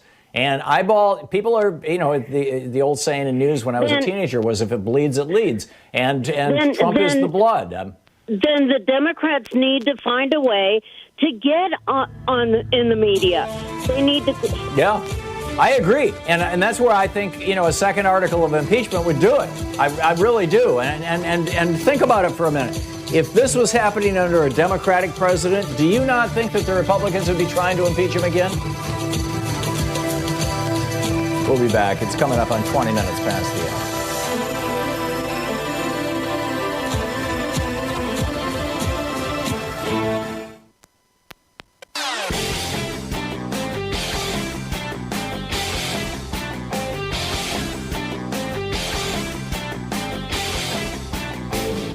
Our 1 hour free podcast recaps our show, and it's available wherever fine podcasts are found. And we have the full 3 hour podcast available over at thomhartmann.com if you want to really support our program.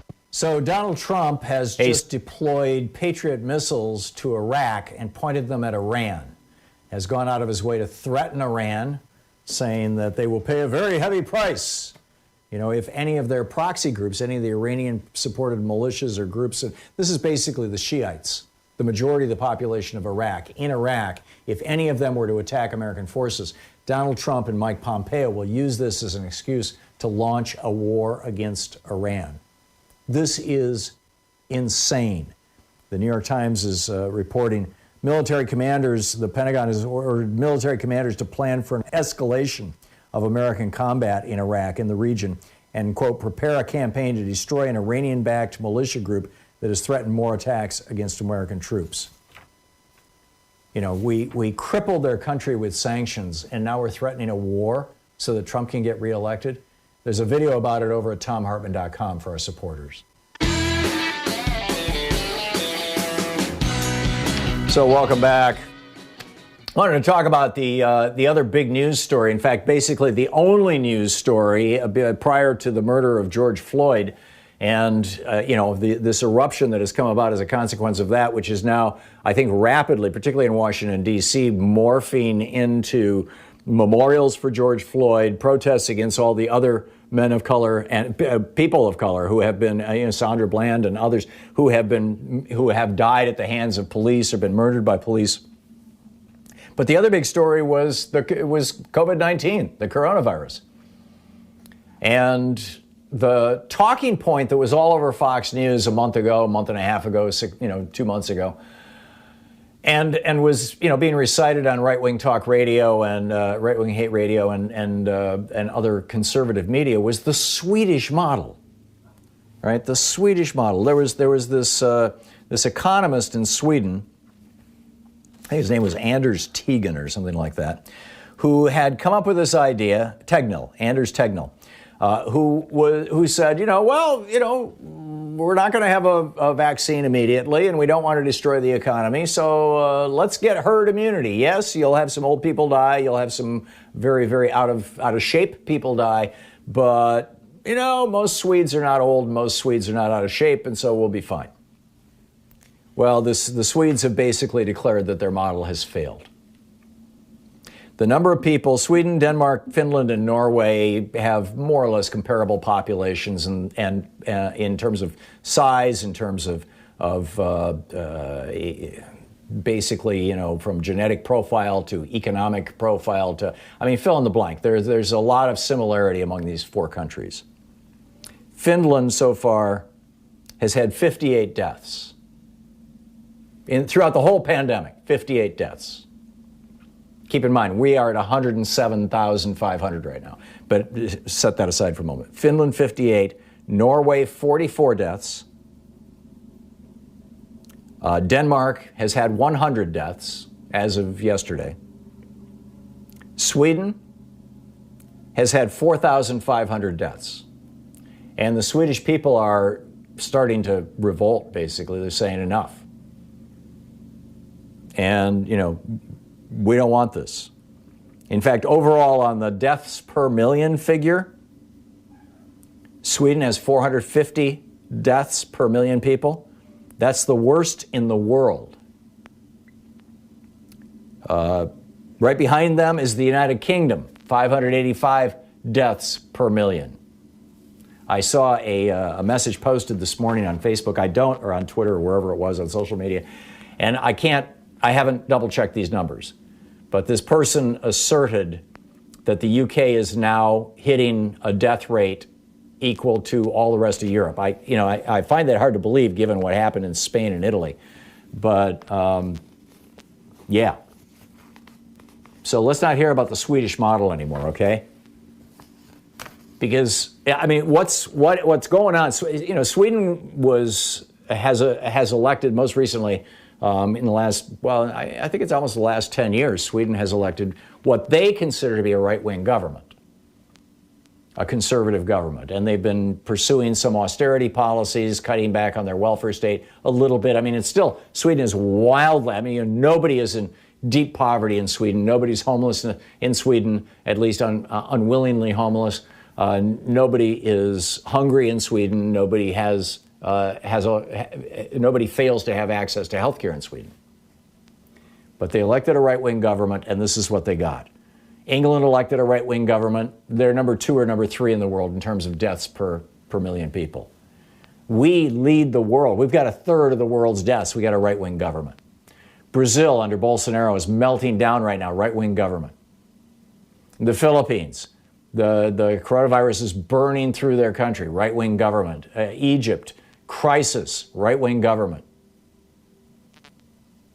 What we are finding is that those governments that are set up, and let's define right-wing government, a government set up to serve the rich and the business community first and foremost, and the people secondly, and the poor people not at all. And you could argue that a left-wing government is the exact opposite of that. Bring the poor people up to the middle class, strongly support the middle class overall, provide a fertile soil in which business can grow, but business isn't the first priority. And these countries like Norway and Denmark and Finland and that have what you would call progressive governments have very, very, Taiwan, South Korea have very, very few deaths.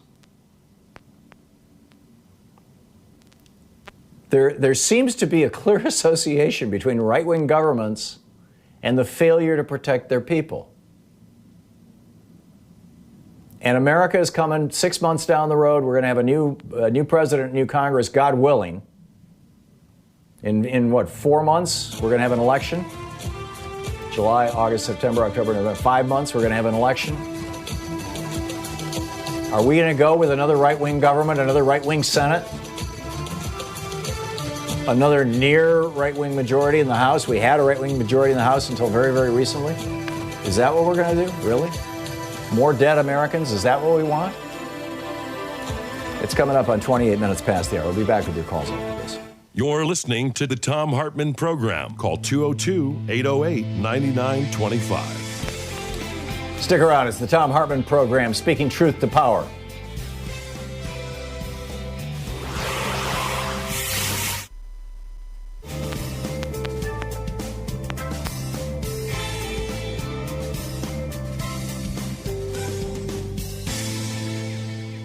Welcome back to the Free Speech TV Pledge Drive. We have some new premiums that Free Speech TV is offering, and I'll tell you about those in just a minute. But the bottom line is we need your help. You know, this is democracy cannot function without a vibrant media environment, without a free press, as they called it back in the day. And in my opinion, one of the most important parts of the free press in America is right here. You're watching it right now. It's Free Speech TV. And without Free Speech TV, frankly, I think, we're toast. I mean, this is important stuff. So share Free Speech TV with your friends. Tell everybody you know about it. And if you can afford to contribute something, if you can kick in some money to help Free Speech TV, please do it now. 877-378-8669 is the telephone number. Please call now and make your contribution.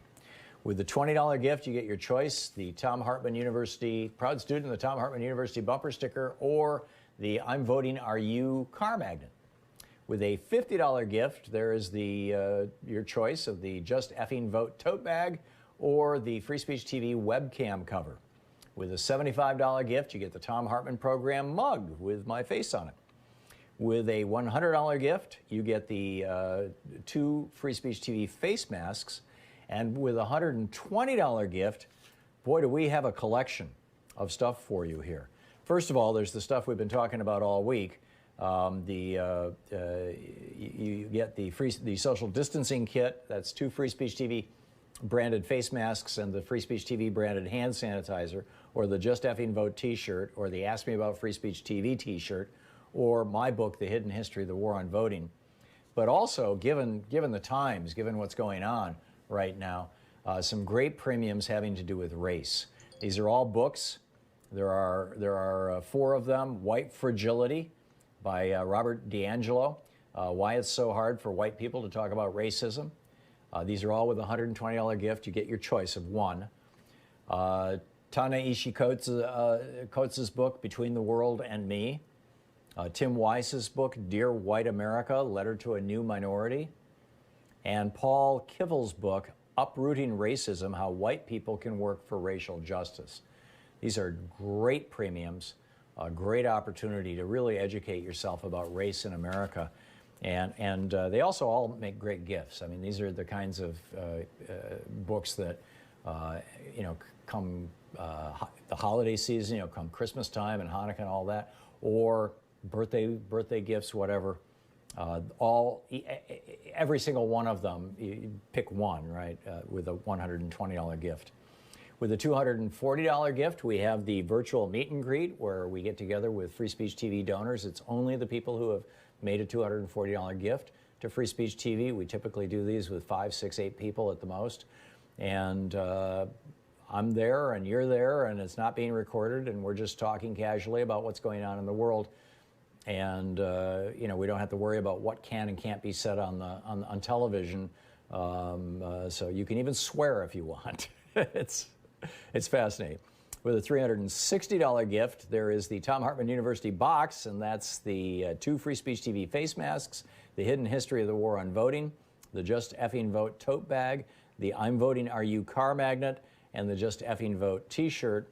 And with a $1,000 gift, you can reserve your place for when we start doing our show again from our studio here in Portland. Right now I'm broadcasting from home. But eventually we will, in all probability, get back to the studio, and when we do, our $1,000 donors we're going to have a party, and you can come and hang out with us for the 3rd hour of the show and all that sort of stuff. So those are the options. Those are the gifts that are available from Free Speech TV if you make a contribution. But the more important message is that Free Speech TV is supported by you. Free Speech TV is, doesn't have any, giant corporations or billionaire donors. It would be nice if we could find a billionaire donor, but we've been doing this for years and years. I've been here 10, 11 years, and they don't seem to be coming out of the woodwork for us. But there are a lot of really good people who contribute $5 a month, $10 a month, $25 a month. $100 a month, or during the pledge drives, we'll send $100 or $500 or whatever it may be, and it literally is the only reason that you can hear my voice right now, and see my face. It's pure and simple. It's because Free Speech TV has been kept alive by your donations. So please call now, 877-378-8669, or go to freespeech.org now and make your contribution. And, let them know. I mean, it's essentially a vote. It's essentially a way of saying, yes, I'm watching. Yes, I care. Yes, I like and support this particular program. And I want to help Free Speech TV. We must have progressive voices on the air. We must have a place where the news is told truthfully, which you find on Free Speech TV. We must have a place where we can talk about these issues. It's right here. So please call now, 877-378-8669. Thank you so much.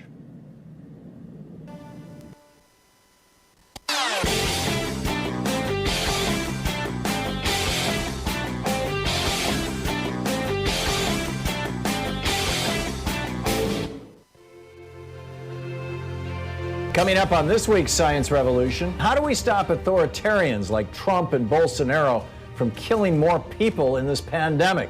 Trump and Bolsonaro, the presidents of the United States and Brazil, are essentially refusing to do anything consequential about an epidemic that is killing massive numbers of their own country's citizens. Bill Friess drops by. He's the science policy analyst with the Center for Food Safety on the newly finalized federal regulations on GMOs. And Beyond Nuclear's Paul Gunter also drops by on how America is unprepared for a nuclear accident during this pandemic. Find the Science Revolution wherever you get great podcasts.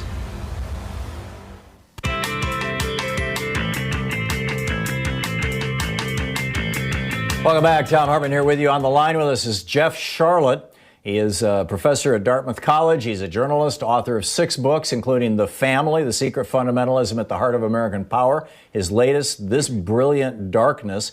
He's also the executive producer of the Netflix series, The Family, 5-part miniseries. And you'll see my face in there when you watch it. It's absolutely brilliant. And if you haven't seen it now, write it down and put it on your list. It's called The Family. It's on Netflix. His Twitter handle is Jeff Sharlet, Sharlet.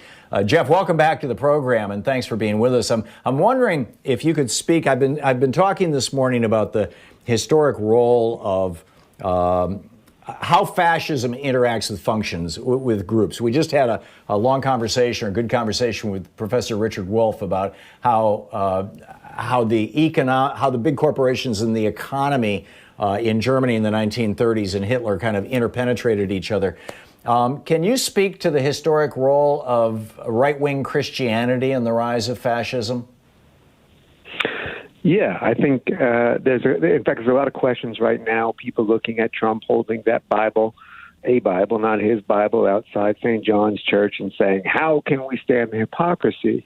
And that's ignoring the fact that, particularly in the United States, and particularly in, but not exclusively, white evangelicalism, there has long been a power tradition and an idea that sees in Christ not the lamb, not this loving figure, but a strong man, and is looking for a worldly counterpart. And Trump has found that and embraces Trump as a strong man.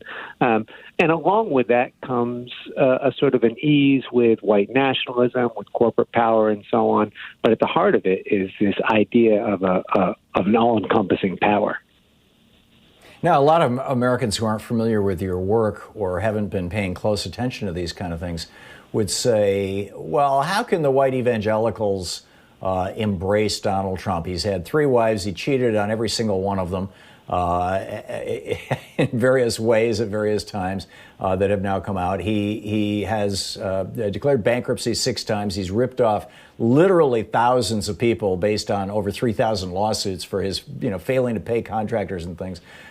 He is in so many ways the definition of somebody who is the not just not a Christian, but the antithesis of the teachings of Jesus, particularly in the Sermon on the Mount in Matthew 25. It must just be that they're hooking up with him because he's said he's going to protect their tax-exempt status or something. There's got to be some self-interest here. Can you speak to what the real connection is in this whole King Cyrus meme that's floating through the conservative Christian community? Yeah, well, but let me back up just a little bit before I get to King Cyrus and this idea of who Trump is because you said particularly in the Sermon on the Mount. Well, that's what you say, Tom. Particularly in the Sermon on the Mount, we're also talking about the Christ who says, "I come not to bring peace, but the sword." There's more than one way to read Jesus, and this I really think is important. Is what they read in Jesus is strength and power.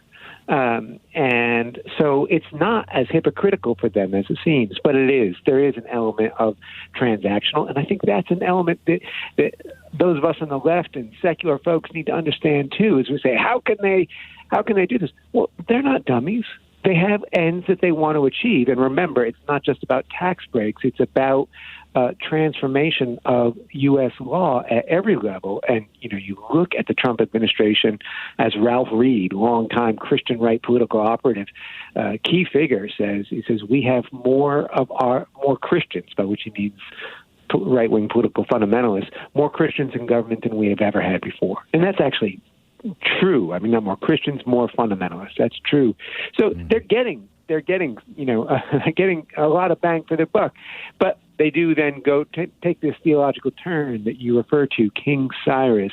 King Cyrus in the Bible is not he's a goy.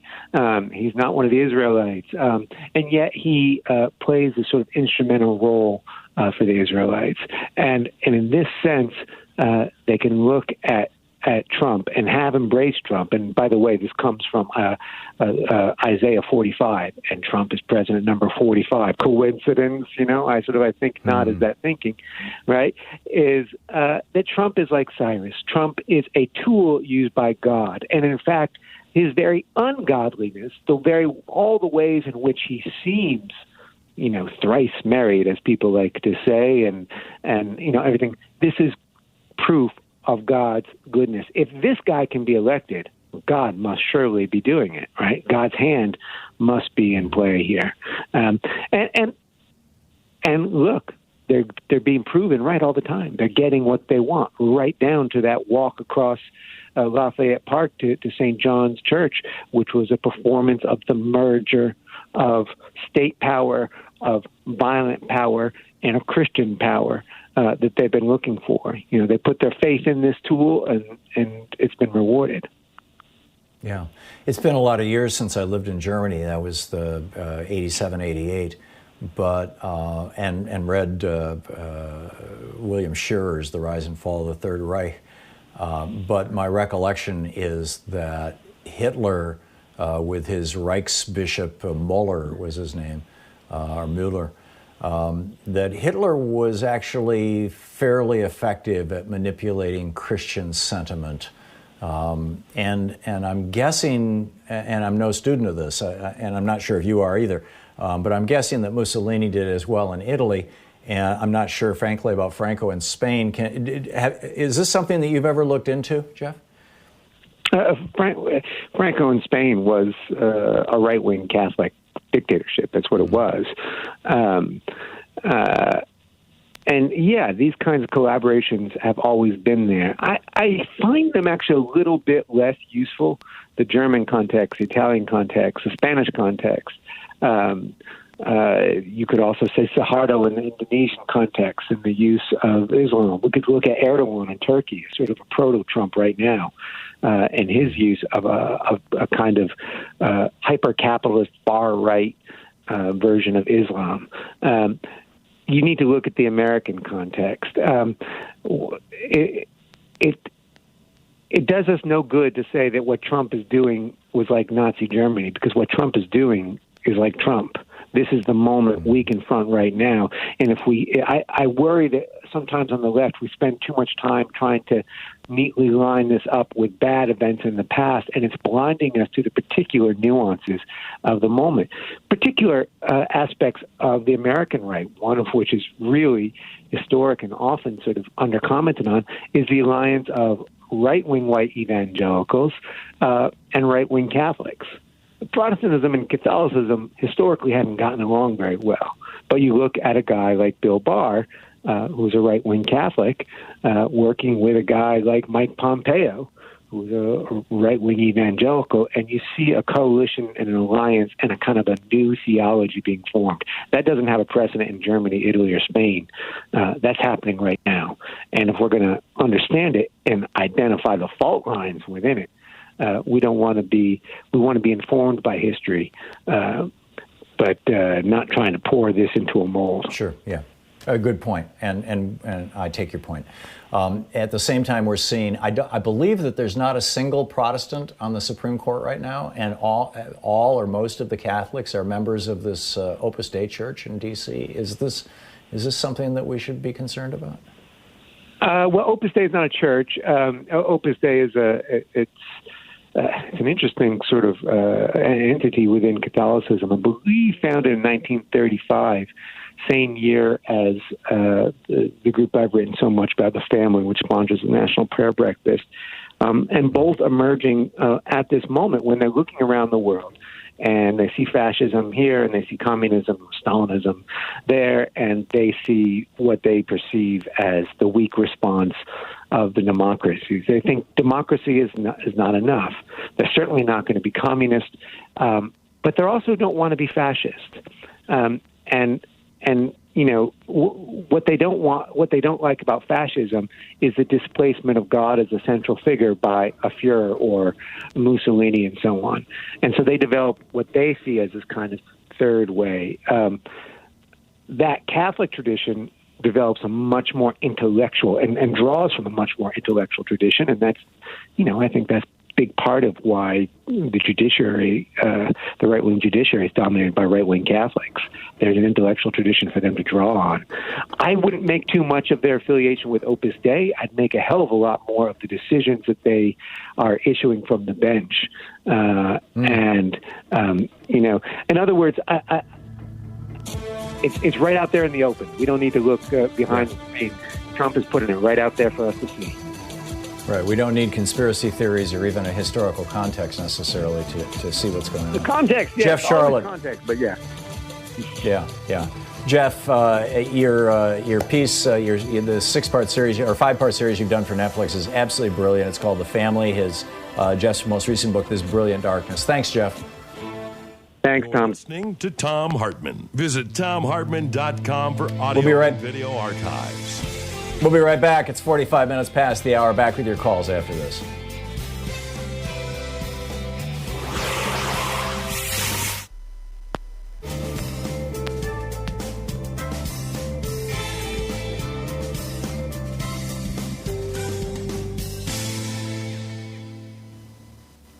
And welcome back. Rick in Miami, Florida. Hey, Rick, what's up? Hi, how you doing, Tom? Thank you for having me on your program. First of all, let me make sure I'm on topic. What's your topic for today? Well, broadly, fascism taking over the United States. Oh, okay. I think what my question has something to do with that. I wanted to find out, I heard Donald Trump declare a national emergency in the event of this pandemic. Right. And I was curious to distinguish the difference between the national emergency and martial law. A national emergency, this is, by the way, the second time, I believe, there may have been others that I missed, but he declared a national emergency in order to mobilize the Army to the southern border, and then he declared a national emergency with regard to the pandemic. And what those declarations do is they free up federal dollars without appropriation by Congress, and in many cases with very, very little oversight by Congress, and give and somewhat expand his powers over federal agencies. The rationale being that during a time of emergency, we don't have time for Congress to deliberate what to do. You need somebody to take responsibility and just damn do it, The martial law is the most extreme personification of acting out of a national emergency, and that's where the power of the state is being exercised by, and I'm trying to come up with the exact right, but in any case, by the military. Homeland Security. Where the military is the. Go ahead. Homeland Security, the DOJ, the president. And martial law doesn't require just the Army. It could include the police departments, the various police departments as well. And you're seeing that right now with Bill Barr ordering that park be cleared, Bill Barr bringing in prison guards, prison riot police to protect the White House. Exactly. That's what my question, because I'm grappling between, well, what are we in? Are we in martial law? Because the behavior, Yeah, it seems like martial law, Rick, but see, here's the difference. A true declaration of martial law, as you saw during the Civil War, would basically involve all the states. Trump requires, even under the Insurrection Act, he requires the permission of governors or the request of governors to participate in something that might look like martial law. Washington, D.C. has no governor. Washington, D.C. is the one part, the District of Columbia is the one part of the United States that is a federal district. It is run by, the final authority over the District of Columbia is the president. And so if he wants to militarize the District of Columbia, the mayor can't stop him. There's nobody that can stop him. He absolutely has that power, and presidents have always had that power. So we're not yet to martial law outside of the District of Columbia, but it sure as hell looks to me like we are in the district. Yeah, well, the territories are encompassed into the district by, the federal corporation of government. And it's just such a gray area. But thanks for taking my question. You're welcome. Thanks for asking, Rick. They're very thoughtful questions. I appreciate it. It's coming up on 10 minutes before the hour. We'll be right back.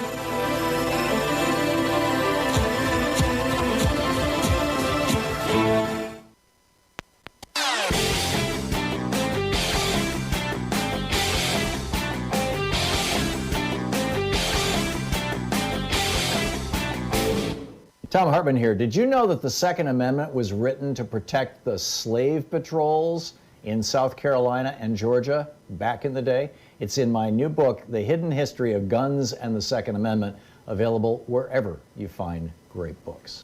Hey, we have a new video over at thomhartmann.com for people who are supporters of our program.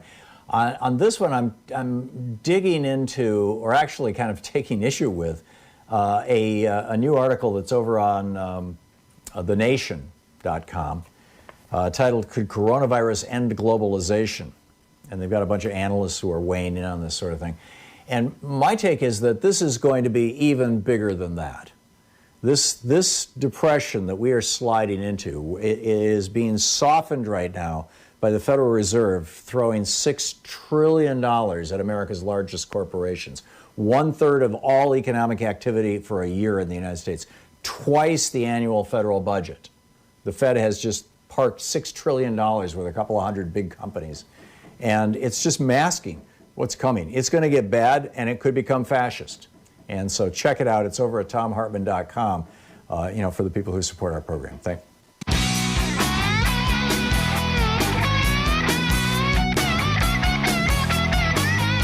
Welcome back. Thom Hartmann here with you.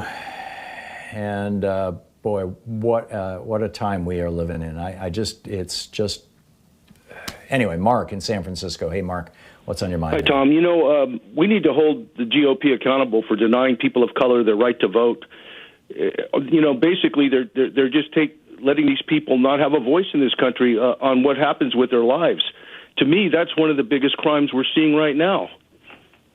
I agree, and I make the point that our democracy is regulated via our decisions made via our vote, and therefore the most critical part of our commons, of our democracy, is our vote. And our vote has been privatized to these private corporations, and the Republican Party, in large part since the 1980s, knowing that the American people don't agree with their agenda of putting rich people and big corporations first, the Republican Party has figured out that the only way they can win elections is by suppressing the vote, is stealing the vote from people, throwing people off the voting rolls. 14 or 17 million people thrown off the voting rolls just in the 2 years leading up to 2016. This is why Brian Kemp is governor in Georgia. It's why Scott Walker was able to hold on to power as long as he did in Wisconsin. Same thing with Rick Snyder in Michigan. They just purged the voting rolls over and over and over again, mostly purging neighborhoods that are either people of color or elderly people or in college towns. That's what they go after because they know that that's where the Democratic voters are. And Mark, you said it so very well. Thank you. Kevin in Durham, North Carolina. Hey, Kevin, what's up? Hey, Tom. So I'm African American. I just wanted to talk about how African Americans are often held to a higher standard when it comes to things like this. You know, you look at what happened to George Floyd, and this all happened over a $20 bill. And people use that to say, oh, well, you know, he deserved what happened to him or whatever. You know, Ahmaud Arbery, people were saying, oh, well, he was looking at a property that was under construction. It's like, so what? You know, it's like, it just seems like unless we're choir boys who have never uttered a curse word in our lives, never had sex, never done anything even remotely close to being wrong, then we're scrutinized much closer, and people use any little thing to justify what happens to us. Well, and even if you are a choir boy and a virgin, Tamir Rice, you get killed anyway. Yeah. But, you know, it just, you know, it just angered me because, you know, my wife saw Facebook posts of people saying, oh, well, he was a criminal and he was this, this, and this. And it's just like, really? $20 Well, that's, you know, that's all over. Yeah, right now, what's all over Fox News and right-wing hate radio, and I tuned in for a little bit of it yesterday afternoon just to check it out. What's all over them is, oh, he had COVID-19. He died of a heart attack from COVID. Don't you know it causes heart attacks? Oh, he had some drugs in his system. The guy was a druggie. Therefore, oh, he was passing counterfeit money. That's a federal crime. All this stuff is BS, Kevin. I mean, you know, there may be some small piece of truth to some of those, you know, some of those points, but had he been white, he would not have been killed. I mean, that's what it comes down to. It's just that simple. In fact, he probably would have been treated very respectfully. And, you know, your point is so well taken. So well taken. Kevin, thank you for the call. It's good to hear from you. I appreciate you calling in. Lori in Murray Hill, Missouri. Hey, Lori, what's up? It's Marble Hill, Missouri. And Marble Hill, you are my intellectual and political lifeline. Thank you so much for taking my call. I have a comment, two observations. One is I think the governors of this country are the only ones keeping our democracy together. Bless them for just holding the line. The second is I do agree that that our fascist thug president is going to try to stop this election. I absolutely do. Being a student of history, he has no concept of history, and so he's just going to do it. And we're rising up right now. The revolution has started. You know, we are organizing. We are so much stronger than him. That's my comment. Yeah. You know, 6 months ago, we were having this conversation on this program long before the coronavirus. And I was saying, you know, just wait until after the primaries. Once these Republican members in particular the Republicans in the Senate, once they've won their primaries, they no longer have to worry about being primaried by some right-wing crackpot Tea Party guy that Trump, you know, tweets support of, you know, what happened to Jeff Flake, for example, the senator from Arizona. You know, once the primaries are over, they'll start speaking out against Trump. You know, that's what I was saying. I mean, I'm the eternal optimist. Well, most all the primaries are over, and they're not speaking out against Trump. And I think that the reason why they're not speaking out against Trump is that they know that this election is already in the bag. It's rigged. They are setting this thing up. And I've been saying this for a long, long time. I believe they're going to use the 12th Amendment.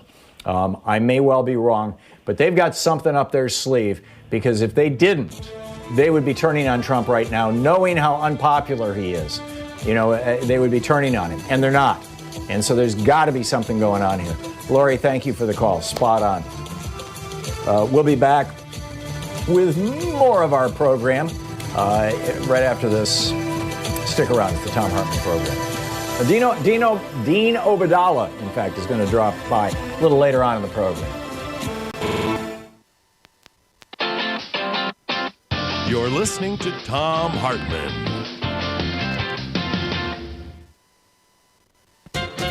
What's the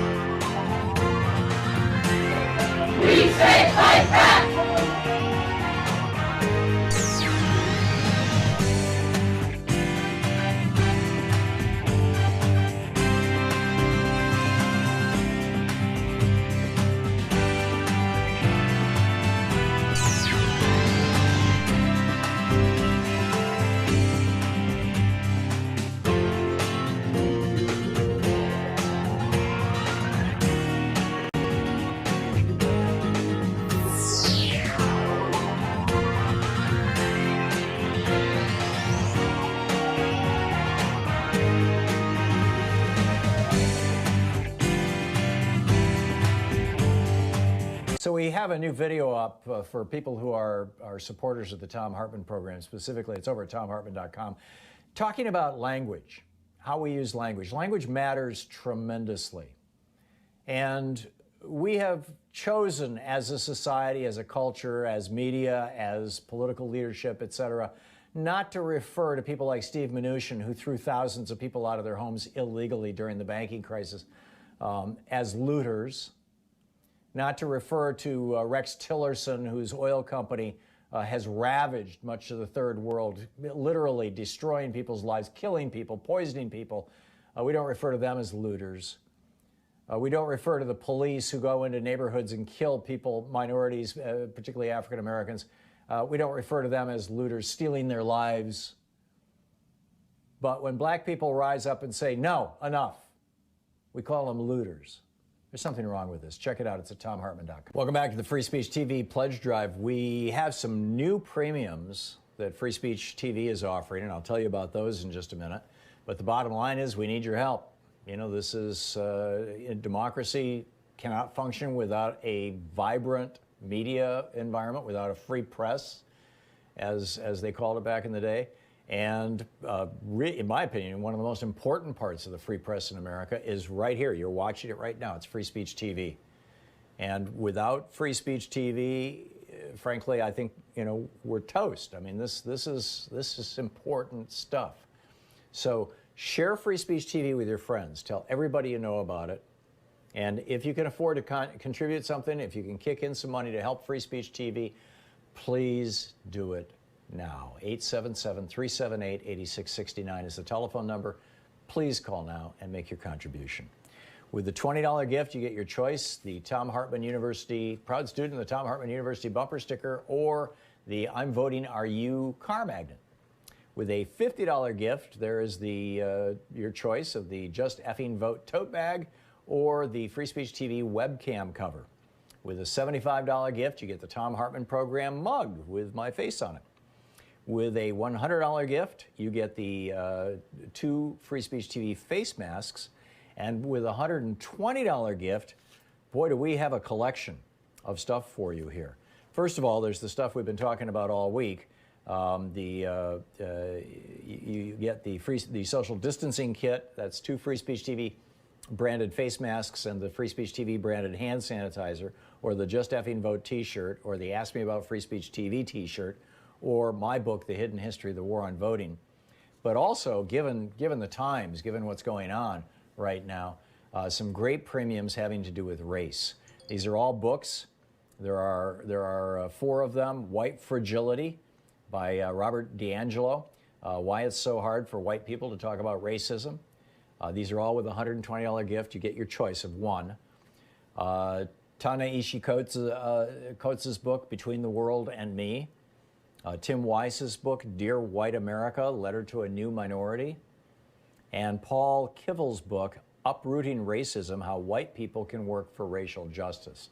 These are great premiums, a great opportunity to really educate yourself about race in America. And they also all make great gifts. I mean, these are the kinds of books that, come the holiday season, come Christmas time and Hanukkah and all that, or birthday gifts, whatever. Every single one of them, you pick one, right, with a $120 gift. With a $240 gift, we have the virtual meet and greet where we get together with Free Speech TV donors. It's only the people who have made a $240 gift to Free Speech TV. We typically do these with 5, 6, 8 people at the most. And I'm there and you're there and it's not being recorded and we're just talking casually about what's going on in the world. And, we don't have to worry about what can and can't be said on television. So you can even swear if you want. It's fascinating. With a $360 gift, there is the Thom Hartmann University box, and that's the 2 Free Speech TV face masks, the Hidden History of the War on Voting, the Just Effing Vote tote bag, the I'm Voting Are You car magnet, and the Just Effing Vote t-shirt. And with a $1,000 gift, you can reserve your place for when we start doing our show again from our studio here in Portland. Right now I'm broadcasting from home. But eventually we will, in all probability, get back to the studio, and when we do, our $1,000 donors we're going to have a party, and you can come and hang out with us for the third hour of the show and all that sort of stuff. So those are the options. Those are the gifts that are available from Free Speech TV if you make a contribution. But the more important message is that Free Speech TV is supported by you. Free Speech TV is, doesn't have any, giant corporations or billionaire donors. It would be nice if we could find a billionaire donor, but we've been doing this for years and years. I've been here 10, 11 years, and they don't seem to be coming out of the woodwork for us. But there are a lot of really good people who contribute $5 a month, $10 a month, $25 a month, $100 a month, or during the pledge drives, we'll send $100 or $500 or whatever it may be, and it literally is the only reason that you can hear my voice right now and see my face. It's pure and simple. It's because Free Speech TV has been kept alive by your donations. So please call now, 877-378-8669, or go to freespeech.org now and make your contribution. And, let them know. I mean, it's essentially a vote. It's essentially a way of saying, yes, I'm watching. Yes, I care. Yes, I like and support this particular program. And I want to help Free Speech TV. We must have progressive voices on the air. We must have a place where the news is told truthfully, which you find on Free Speech TV. We must have a place where we can talk about these issues. It's right here. So please call now, 877-378-8669. Thank you so much.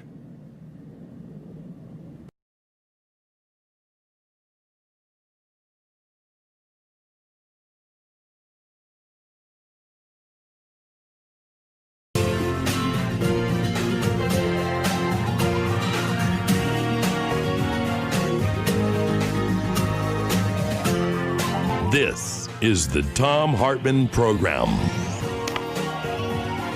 A couple of other things I'd like to talk about that are in the news today that I think are worth noting. Manuel Ellis of Tacoma, Washington, who is the father of an 11-year-old son and an 18-month-old daughter, a talented musician at his local church, was put in a chokehold or was restrained. I'm not sure the exact details of how he was restrained.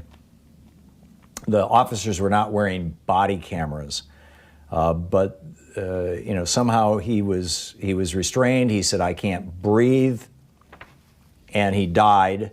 The medical examiner in Tacoma, Washington, has concluded that his death was a homicide at the hands of the police. We'll see how this plays out. These obviously, these are not isolated stories. This is and has been for 400 years, one dimension of what it is to be black in America. And, in variations on that theme, to be Hispanic in America or to be Native American in this country, and in some ways to be Asian in this country, but particularly to be black in this country. Which brings us to lynching. People are calling the death of George Floyd a lynching at the hands of 4 police officers in Minneapolis.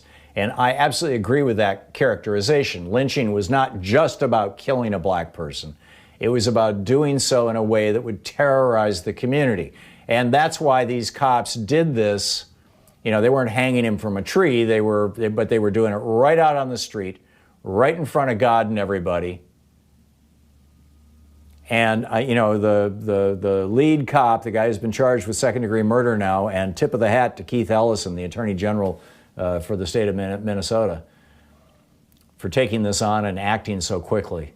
It was extraordinary. But in my opinion, the reason why that officer sat there with his hand in his pocket as he was killing this man, and then another officer says, okay, he's got no pulse now, and he still held it for over 2 minutes. The reason why he did it was so that the people around them could see it. He knew he was being filmed. You had at least two different people in the neighborhood, and probably others, but at least two who were nearby holding up their cell phone cameras. These cops knew this. They didn't mind. I think in their wildest dreams they didn't think it would go national. But they certainly expected that people in the neighborhood would see that video and go, "Whoa, I guess we better be afraid of these guys. There's badass cops," is the way they think of themselves, these police officers. So yes, it was a lynching. Which raises a really interesting question. Back in 1882, the first piece of legislation to outlaw lynching in the United States was introduced into Congress. That year, 49 black Americans had been lynched as a matter of the documentary record. Probably hundreds more were, and we just never heard their names. It was never covered in any local newspaper or anything else. Everyone in town knew it. Everyone within 50 miles knew it. Especially the black people, around there knew it. But that year, 1882, 49 black people. In the past century and a half, we have 4,000 documented cases of lynching in the United States. 1882, members of Congress proposed a law to outlaw lynching. It didn't pass. It has been reproposed over and over and over again. And finally, the House passed the Emmett Till anti-lynching bill overwhelmingly and sent it to the Senate, where the expectation was that it would pass with a voice vote. It was so non-controversial. I mean, this is just in the last few weeks or months. Yeah, it was 3 months ago. In the last 3 months. It was so non-controversial that everybody assumed there would just be a voice vote. We'll get this thing done. Make lynching a federal crime.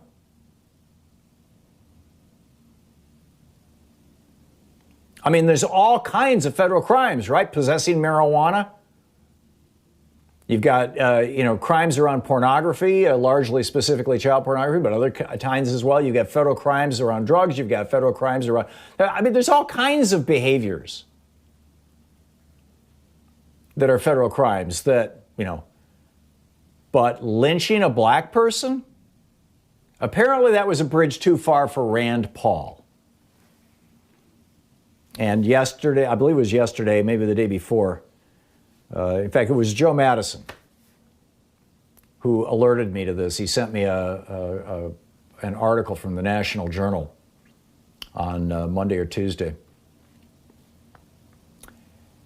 that I had to ask the folks at the National Journal to unlock so I could read it. And it was about how, and the article is, now it's kind of gone into the national media, about how, this anti-lynching legislation was there and it was going to go just fine, and then Rand Paul put a hold on it.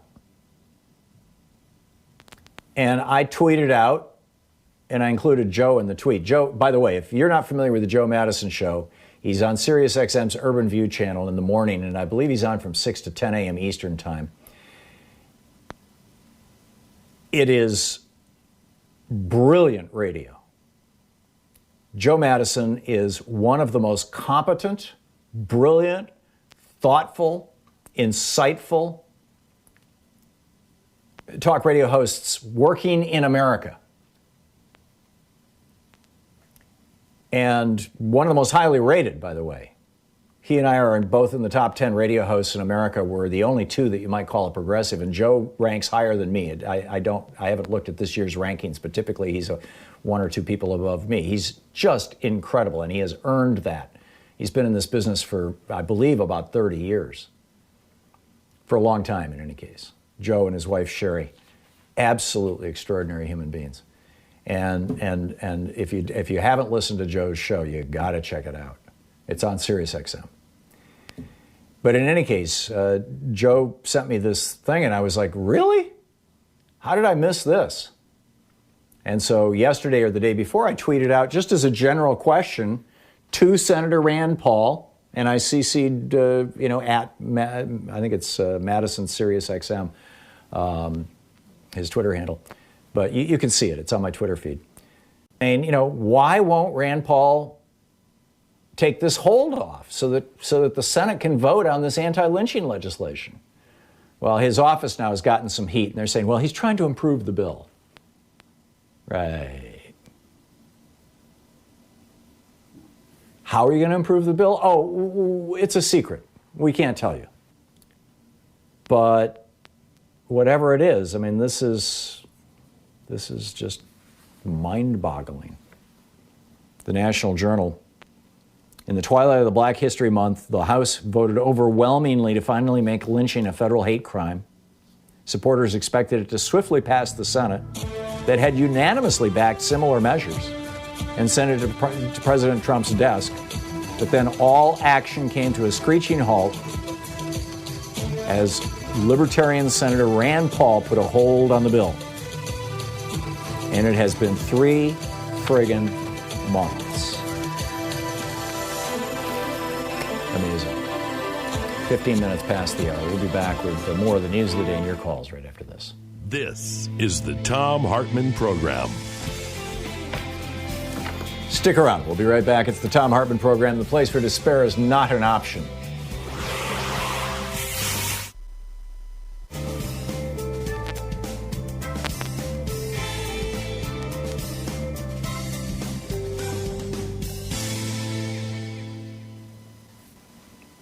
And welcome back, Andy in Jonestown, Pennsylvania. Hey, Andy, what's up?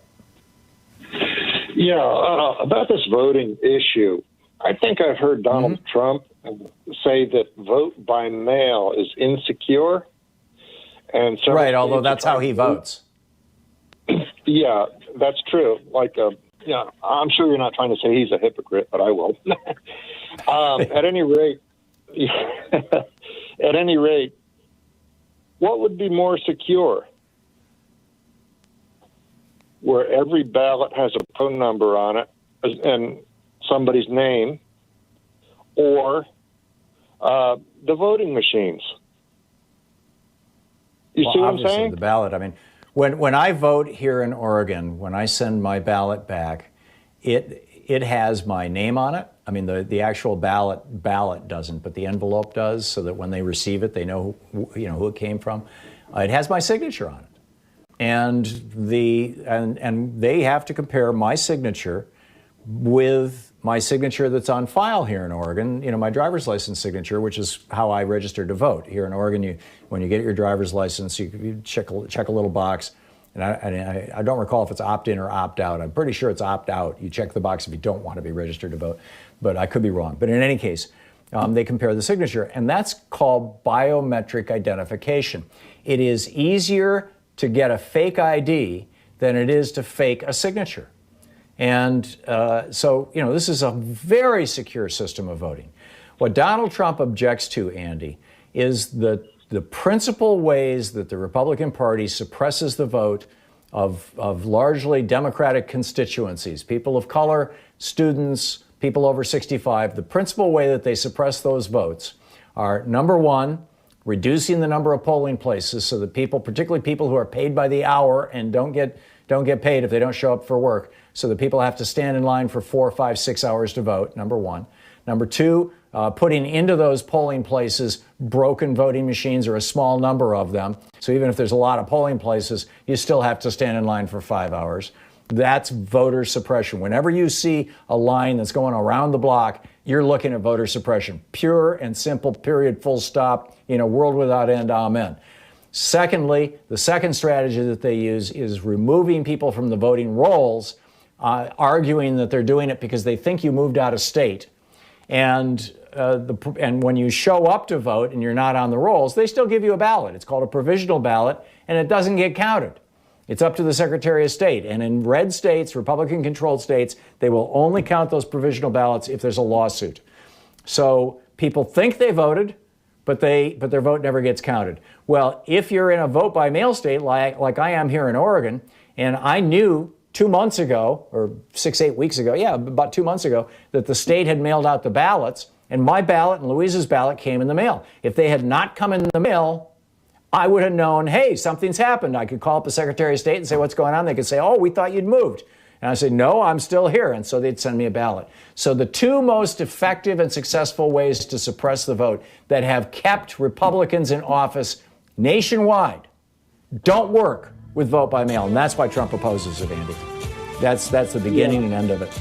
So, Andy, I'm sorry, I got to run. I should have stopped my rant a little earlier to give you a chance to respond. But I got into it and I wasn't watching the clock. It's 20 minutes past the hour. We'll be back with more of your calls and the news of the day right after this. Stick around. It's the Thom Hartmann Program. Taking back the mainstream media 3 hours a day, 5 days a week.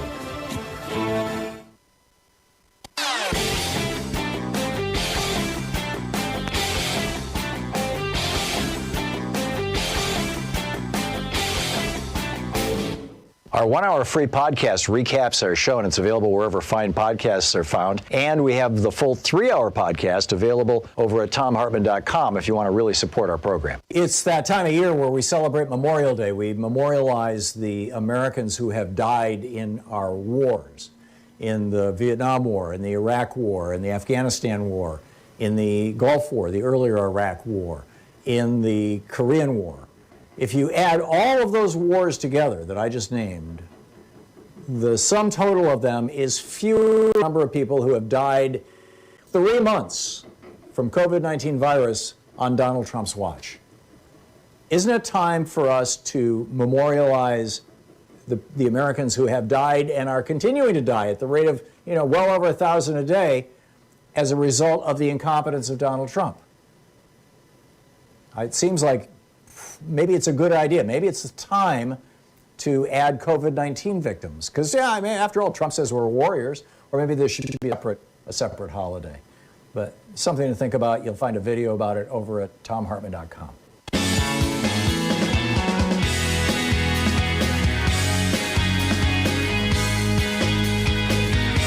And welcome back. Thom Hartmann here with you.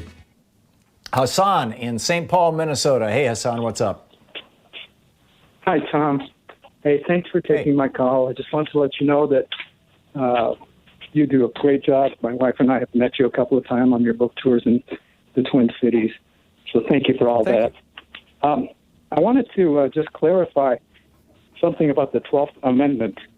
You've said a number of times that the state legislatures would be the ones that choose in the case of not enough of a majority in the Electoral College. But what the amendment actually says is that it's the House of Representatives that does that. The problem is you still only get one vote per state. And no, that's my point. And by the way, this was clarified in 1876 was the Tilden Hayes election, where the guy who lost the electoral vote and lost the majority vote became president, Rutherford B. Hayes. And so 2 years later, in 1878, the 12th Amendment was modified slightly with a piece of legislation, and I'm sorry, I can't remember it right off the top of my head. I wrote a long op-ed about this. If you put 12th Amendment and my name into a search engine, it'll pop up. I published an op-ed about this maybe 5 months ago, and it goes into a real deep dive on all this. And with that modification, the way it works is each state has one vote, and that vote is not determined by their congressional delegation. Their congressional delegation votes that one vote, but you could even have a congressional delegation from a state that had a majority Democrats and a minority Republicans. But the vote is determined back in the state by the combined number of elected legislative officials. The governor has no say over this. So you combine the House of Representatives, the state House of Representatives, and the state Senate, merge them all together. Everybody has one vote. And so you've got states, like Michigan, where you've got a Democratic governor, but you've got Republican control of the House and Senate. You've got some states where you've got Democratic control of the Senate, but Republican control of the House, which is many more people, and you may have a Democratic governor. They will vote for Trump. That's how it works, Hassan. Am I making sense? So, yeah, you're making sense, Tom, but can you, one question and one additional thing, can you tell me what the case is that clarified that 12th Amendment? And then the other thing is that the 12th Amendment actually amended part of Article 2, Section 1, and that's where a different concern is, which was also in your article, that I'm more worried about, especially with the mail-in voting, so to speak, controversy that Republicans have created.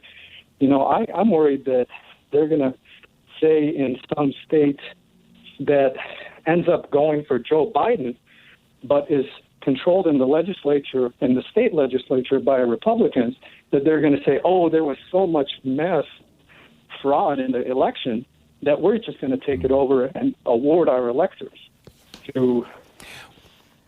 This is what happened in the election of 1876. In the election of 1876, you had 4 states, Oregon and 3 southern states, where you had one group in the legislature who said the Republican won, one group in the legislature who said the Democrat won, and the governors in these 4 states were unable, unwilling, whatever, to say, we know for sure which side won. And what was happening was that the 3 southern states were at that moment under occupation by Union forces. And so those governors, said, we can't certify this vote because our voters were intimidated by the Union soldiers. In Oregon, Oregon was basically at that point in time occupied by the Klan. And so the governor of Oregon said, I can't certify the vote. And between those 4 states, or among those 4 states, there were enough electoral votes that you didn't hit that 50% plus 1 electoral vote necessary to elect the president, and that's why it got thrown to the House. Now, ultimately, the House worked out a compromise. It didn't ultimately play out the way I'm predicting it's going to play out this time. And that compromise was, we will end Reconstruction in exchange for putting the Republican in office. Because keep in mind, the Democrats back then were the Southern racists. So, if we look at the election of 1876, it gets kind of complicated. But I don't think it's going to be that complicated this time, Hassan. Yeah, and I guess the thing that I'm worried about is that they won't even go to the party. They're not certifying. They will just simply ignore the vote in the state, and the legislature will award the electors to the wrong guy. That's a possibility, too.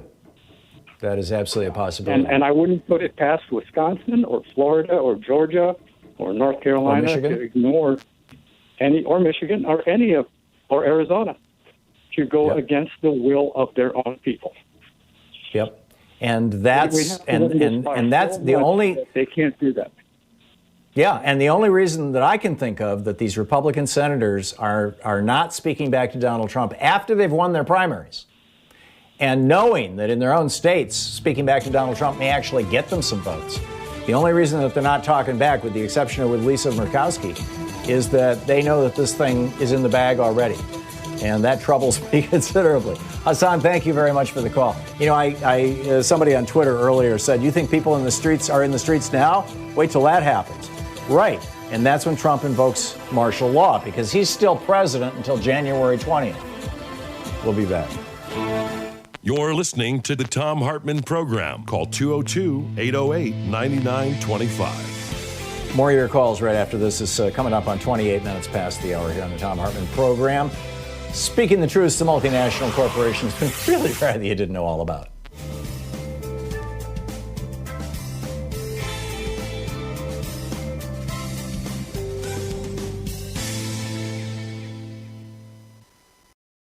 Welcome back to the Free Speech TV Pledge Drive. We have some new premiums that Free Speech TV is offering, and I'll tell you about those in just a minute. But the bottom line is we need your help. This is democracy cannot function without a vibrant media environment, without a free press, as they called it back in the day. And in my opinion, one of the most important parts of the free press in America is right here. You're watching it right now. It's Free Speech TV. And without Free Speech TV, frankly, I think, we're toast. I mean, this is important stuff. So share Free Speech TV with your friends. Tell everybody you know about it. And if you can afford to contribute something, if you can kick in some money to help Free Speech TV, please do it now. 877-378-8669 is the telephone number. Please call now and make your contribution.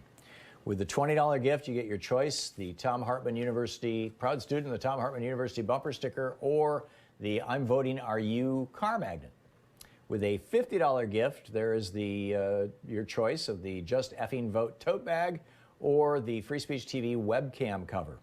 With a $75 gift, you get the Thom Hartmann Program mug with my face on it. With a $100 gift, you get the 2 Free Speech TV face masks. And with a $120 gift, boy, do we have a collection of stuff for you here. First of all, there's the stuff we've been talking about all week. You get the social distancing kit. That's 2 Free Speech TV branded face masks and the Free Speech TV branded hand sanitizer, or the Just Effing Vote t-shirt, or the Ask Me About Free Speech TV t-shirt, or my book, The Hidden History of the War on Voting. But also, given the times, given what's going on right now, some great premiums having to do with race. These are all books. There are 4 of them. White Fragility by Robert DiAngelo. Why It's So Hard for White People to Talk About Racism. These are all with a $120 gift. You get your choice of one. Ta-Nehisi Coates' book, Between the World and Me. Tim Weiss's book, Dear White America, Letter to a New Minority. And Paul Kivel's book, Uprooting Racism, How White People Can Work for Racial Justice. These are great premiums, a great opportunity to really educate yourself about race in America. And they also all make great gifts. I mean, these are the kinds of books that, come the holiday season, come Christmas time and Hanukkah and all that, or birthday gifts, whatever. Every single one of them, you pick one, right, with a $120 gift. With a $240 gift, we have the virtual meet and greet where we get together with Free Speech TV donors. It's only the people who have made a $240 gift to Free Speech TV. We typically do these with 5, 6, 8 people at the most. And I'm there and you're there and it's not being recorded and we're just talking casually about what's going on in the world. And we don't have to worry about what can and can't be said on television. So you can even swear if you want. It's fascinating.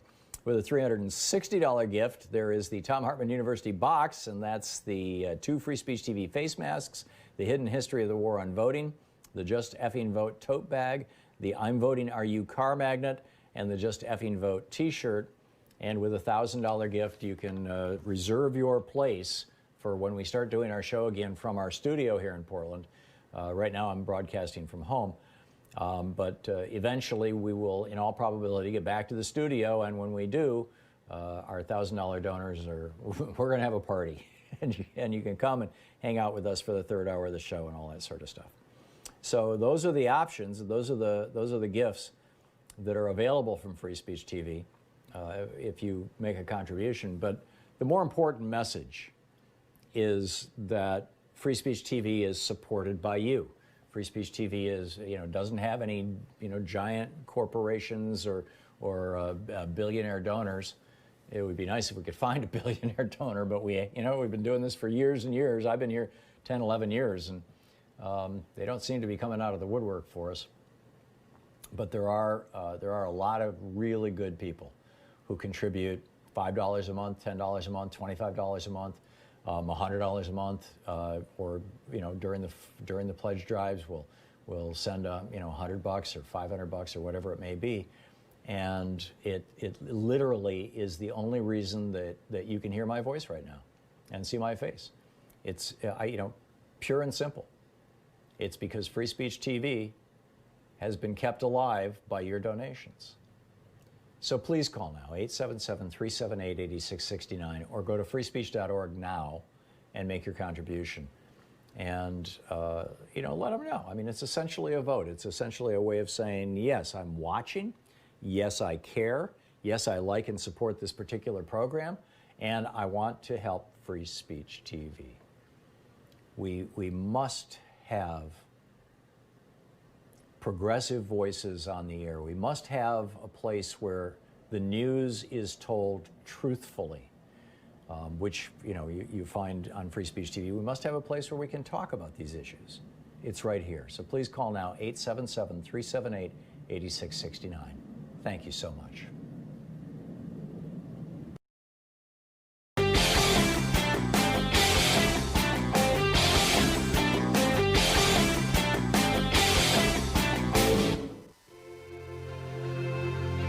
Coming up on this week's Science Revolution, how do we stop authoritarians like Trump and Bolsonaro from killing more people in this pandemic? Trump and Bolsonaro, the presidents of the United States and Brazil, are essentially refusing to do anything consequential about an epidemic that is killing massive numbers of their own country's citizens. Bill Friess drops by. He's the science policy analyst with the Center for Food Safety on the newly finalized federal regulations on GMOs. And Beyond Nuclear's Paul Gunter also drops by on how America is unprepared for a nuclear accident during this pandemic. Find the Science Revolution wherever you get great podcasts. Hey, we have a brand new video up at ThomHartmann.com for the people who are subscribers or supporters to our program. And this one's about national health insurance and why and how we really need a single-payer national health care system, whether you call it Medicare for all or you call it single-payer or you call it whatever. Medicare for all, it has a lot of appeal because generally speaking, Medicare is positively viewed. That's what they call it in Canada. It's called Medicare. And, which makes sense, care for people using medicine. We would save at least $150 billion a year just on billing. You've got hospitals in the United States that have entire floors devoted to billing. Hospitals in Canada have one desk with, one or two people sitting at that desk, handling the billing. It's just crazy. And people would get better care. They get more comprehensive care. Our entire nation gets healthier. And there's a whole bunch of essentially bullet points to build this argument for Medicare for all over at ThomHartmann.com. You can check it out right now.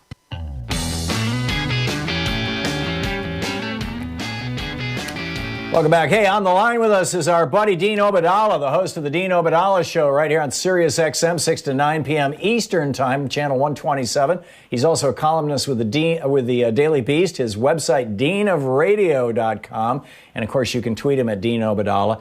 And, Dean, welcome back to the program. I'm curious your thoughts on Trump holding up a Bible in front of the church as a Muslim American and as a person who I know watches very, very carefully this intersection, this exploitation of religion by the hard right in this country.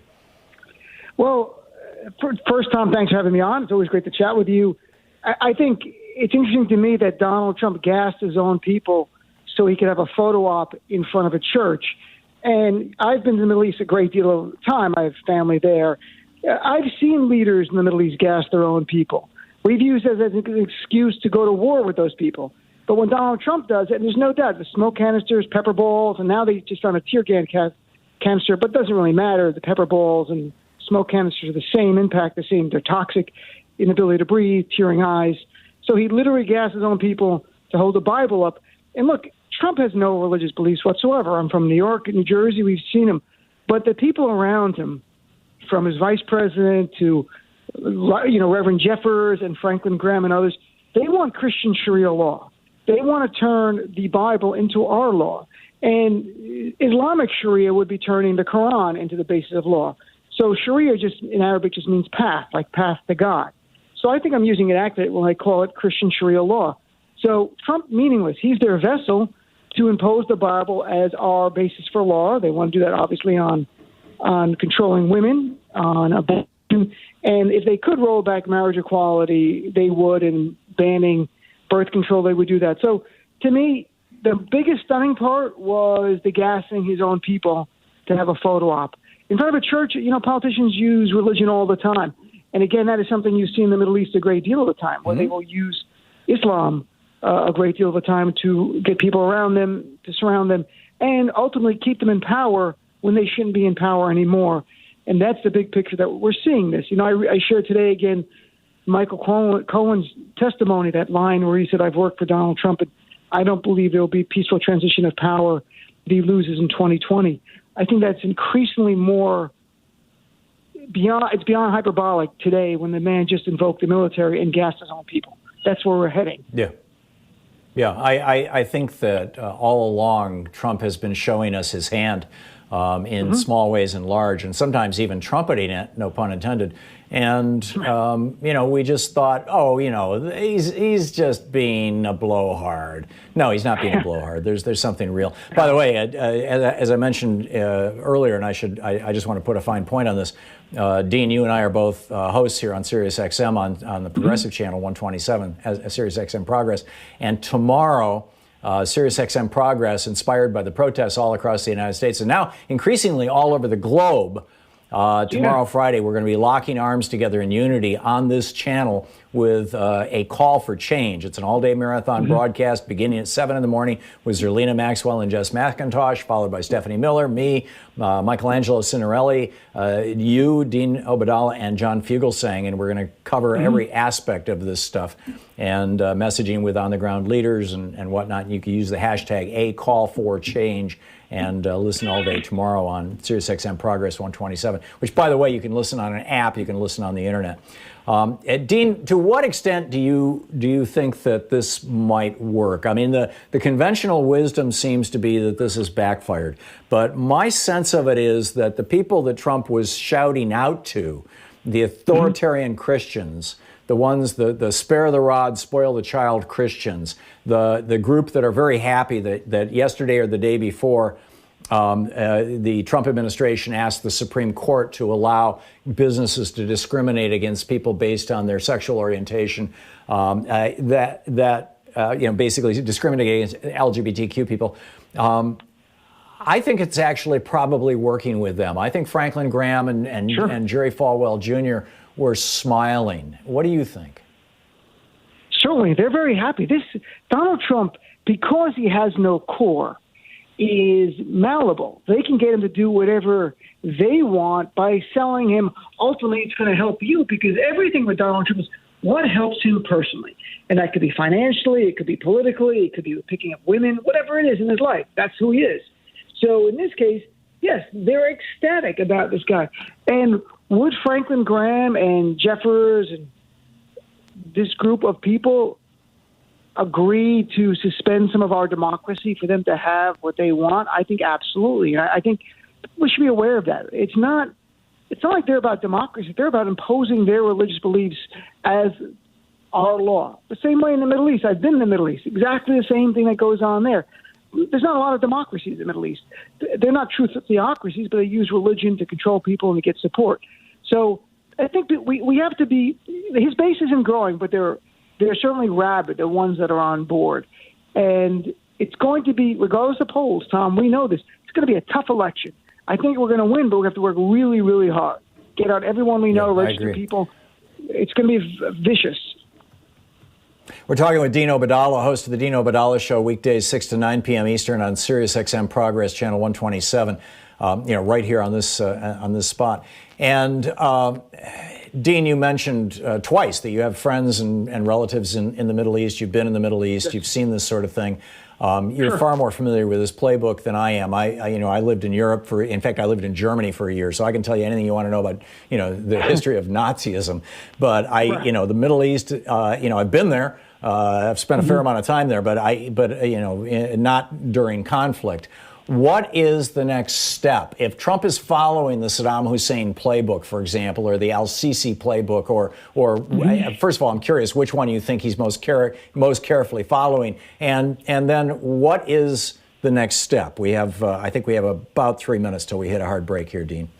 I don't think there's anyone in particular. He goes with his instincts, which are authoritarian, just like Mubarak before in Egypt, or Sisi now, or Erdogan in Turkey, which might be the closest, because that was a democracy and it's been chipping away little by little, Erdogan, to make himself more powerful. And people there, at least polls show, and for elections, how he's done pretty well. He's had some setbacks, but he's been able to do this. I think what Donald Trump has done, he's been able to use our legal structure to achieve a lot of his goals, like declaring an emergency to fund a wall that Congress wouldn't fund.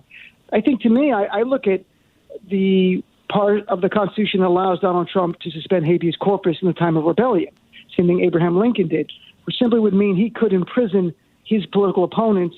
You have no charges. You stay indefinite, like a king throwing people in the dungeon. He literally has that power in our Constitution in the time of rebellion or invasion. the more protests, the more we get closer to that. Maybe he says, I'm going to suspend it and starts arresting his political opponents.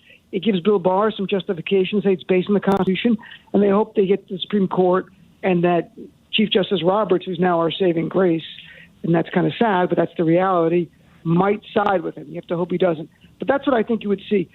Unleashing the military, threatening the military, and having people like Tom Cotton support it is also part of it. Using the military to suppress peaceful protesters. Isn't stealing elections a big part of it?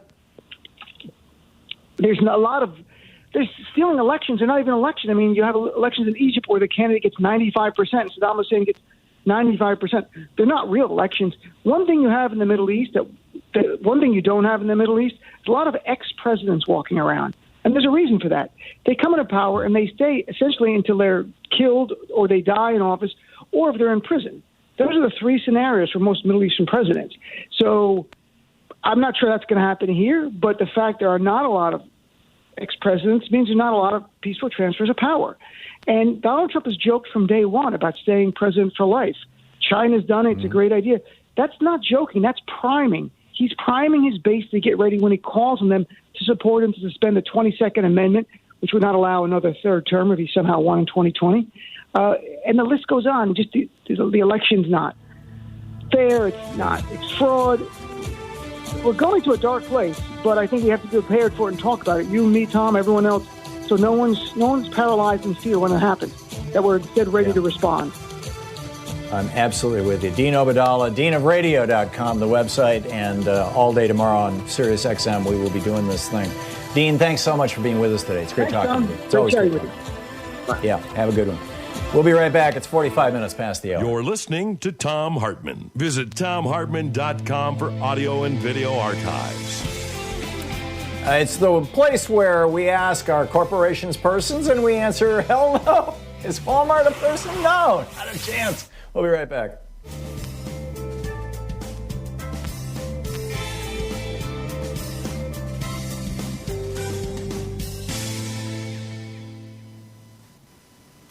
And welcome back. Vicki in Woodinville, Washington. Hey, Vicki, what's on your mind today? Hi, Tom. When I watch the protests, I see citizens out there, and I know there's many of us that support them as well. And we're all calling for action, not just more rhetoric. And I'm supporting the second attempt to impeach Trump. And I would like you to speak to the history when we were doing that earlier on the first attempt, how that curtailed a lot of his aggression and illicit actions, and that might put a little salt on his tail while we get the attention of the citizens saying that we are in an active opposition. If you would speak to that, please. It did slow him down. And I wonder if putting salt on a bird's tail actually prevents them from flying. I heard that when I was a kid, and it's an old saying. But in any case, yes, he did slow down when he was being impeached, and then when he got, when the Republicans in the Senate refused to convict him. I just, somebody called into on Wednesday when Congressman Pocan was here taking calls yesterday. Somebody asked him specifically that question. Would you guys consider trying to impeach Trump again? And Congressman Pocan was like, I just don't think that there's the political will for it. There's not the consensus. There's not, and really, I think what he was saying is we're not hearing from our constituents. We're not hearing from our voters that that's what they want us to do. I can't speak for him. I don't want to put words in his mouth, but it seems to me that now might be a good time to call 202-224-3121, which is the switchboard for Congress, and speak to your Democratic members of the House and Democrats in the Senate and tell them that impeaching Donald Trump for violating the First Amendment right to peaceably assemble in front of the St. John Church is something that should be done immediately, and send it to the Senate and get these guys on record again. Because he's got 6 months. And after the election, between November 3rd and January 20th, you've got what is that? 2.5 months, it's about 2 months, where he's going to feel like he can do anything he wants. if he loses the election. He's on his way out. And that is the moment in my mind of maximum danger. And although, look around us right now, we're clearly in a crisis. He's emboldened by inaction. Yeah, he absolutely is. And the Democrats, I said this earlier, what would Republicans do right now if Barack Obama was engaging in this kind of behavior and they'd already failed in impeaching him once? They'd be impeaching him again. I mean, it's like, and I don't look to Republicans as my role model for all things, but boy, when it comes to political, gunfights or knife fights, the GOP, they know how to do it, and they've been doing it for a good long time. And the Democrats keep believing in good government and governance and consensus of the people and the will of the people and all this kind of stuff. And it's time to frankly impeach the president again. Time to call the Congress. Thank you, Tom. There you go. You're welcome. Thank you, Vicki. 202-224-3121 is the number. Call your member of Congress. We'll be right back. It's 10 minutes before the hour.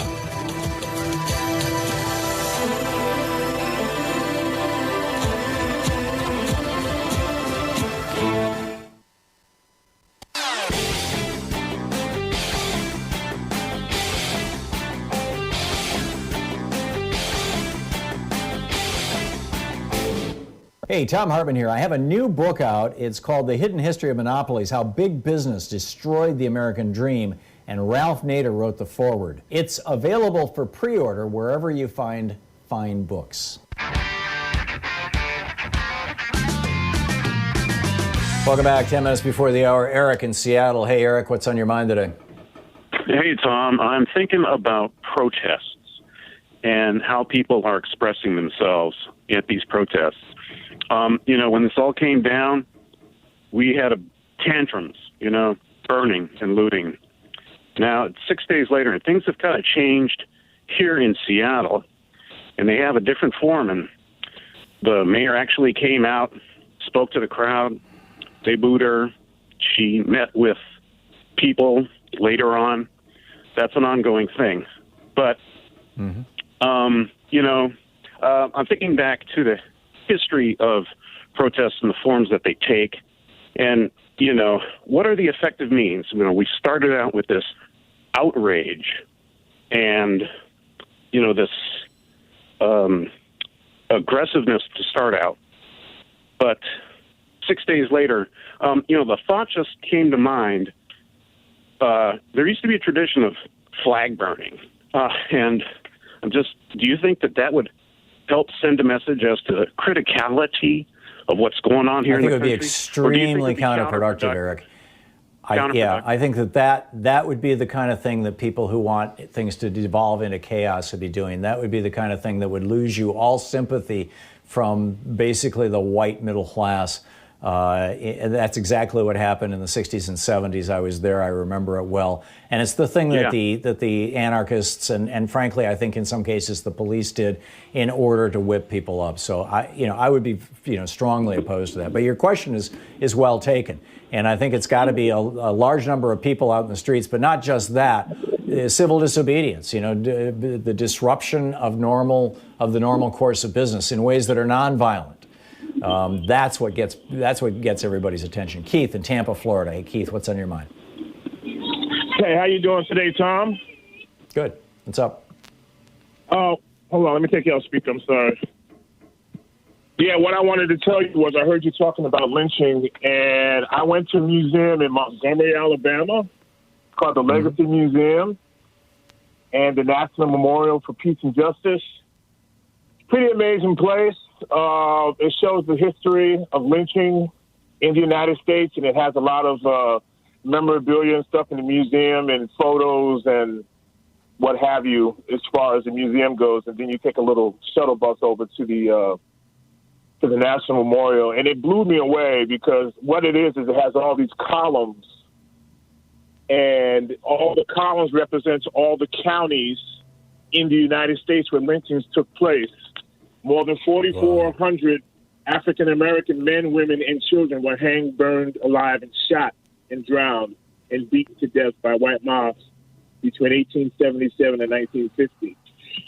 I don't recommend you going there by yourself because I went there by myself.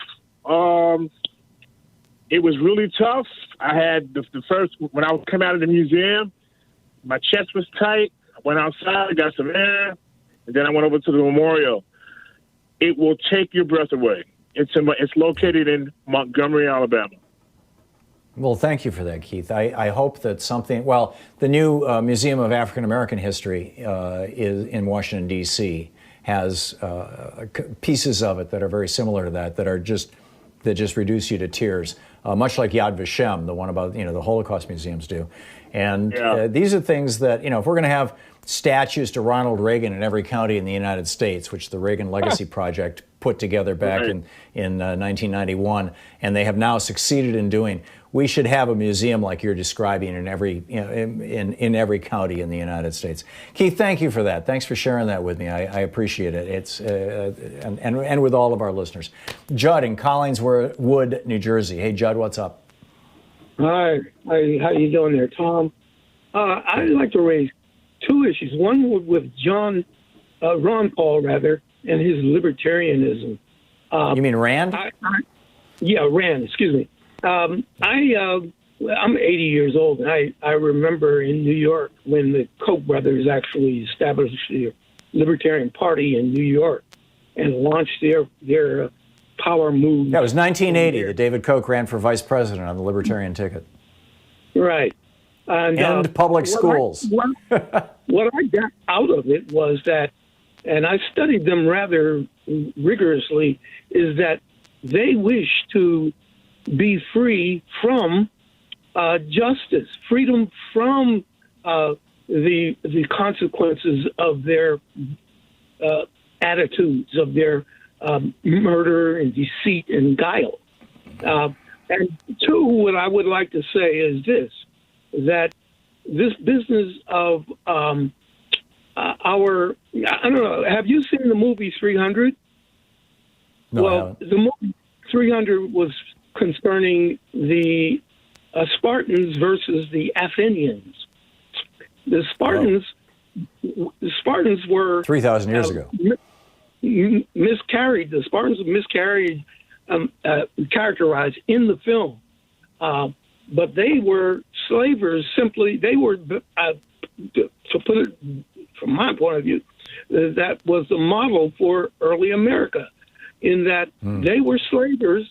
And they believed in dominance, as you heard from our president, dominance of the street, that this militarized aspect of their society was their theory of their society, of their governance. And they sought to enslave all of the populations around them.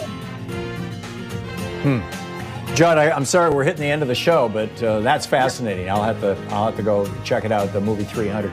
Thank you for that, and thank you all for being with us today. Thank you for listening to the program, for sharing, the good news about this show and other good programs on this station. However you're getting our show, with your friends, with your neighbors, help wake people up. Tell them, yes, there is progressive media out there, and it's doing damn well. And so, let's get the word out, huh? Tag you're it. We'll see you tomorrow. Have a great afternoon tomorrow. Anything Goes Friday. We'll be back.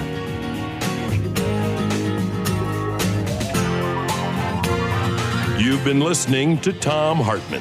For audio and video archives, visit thomhartmann.com.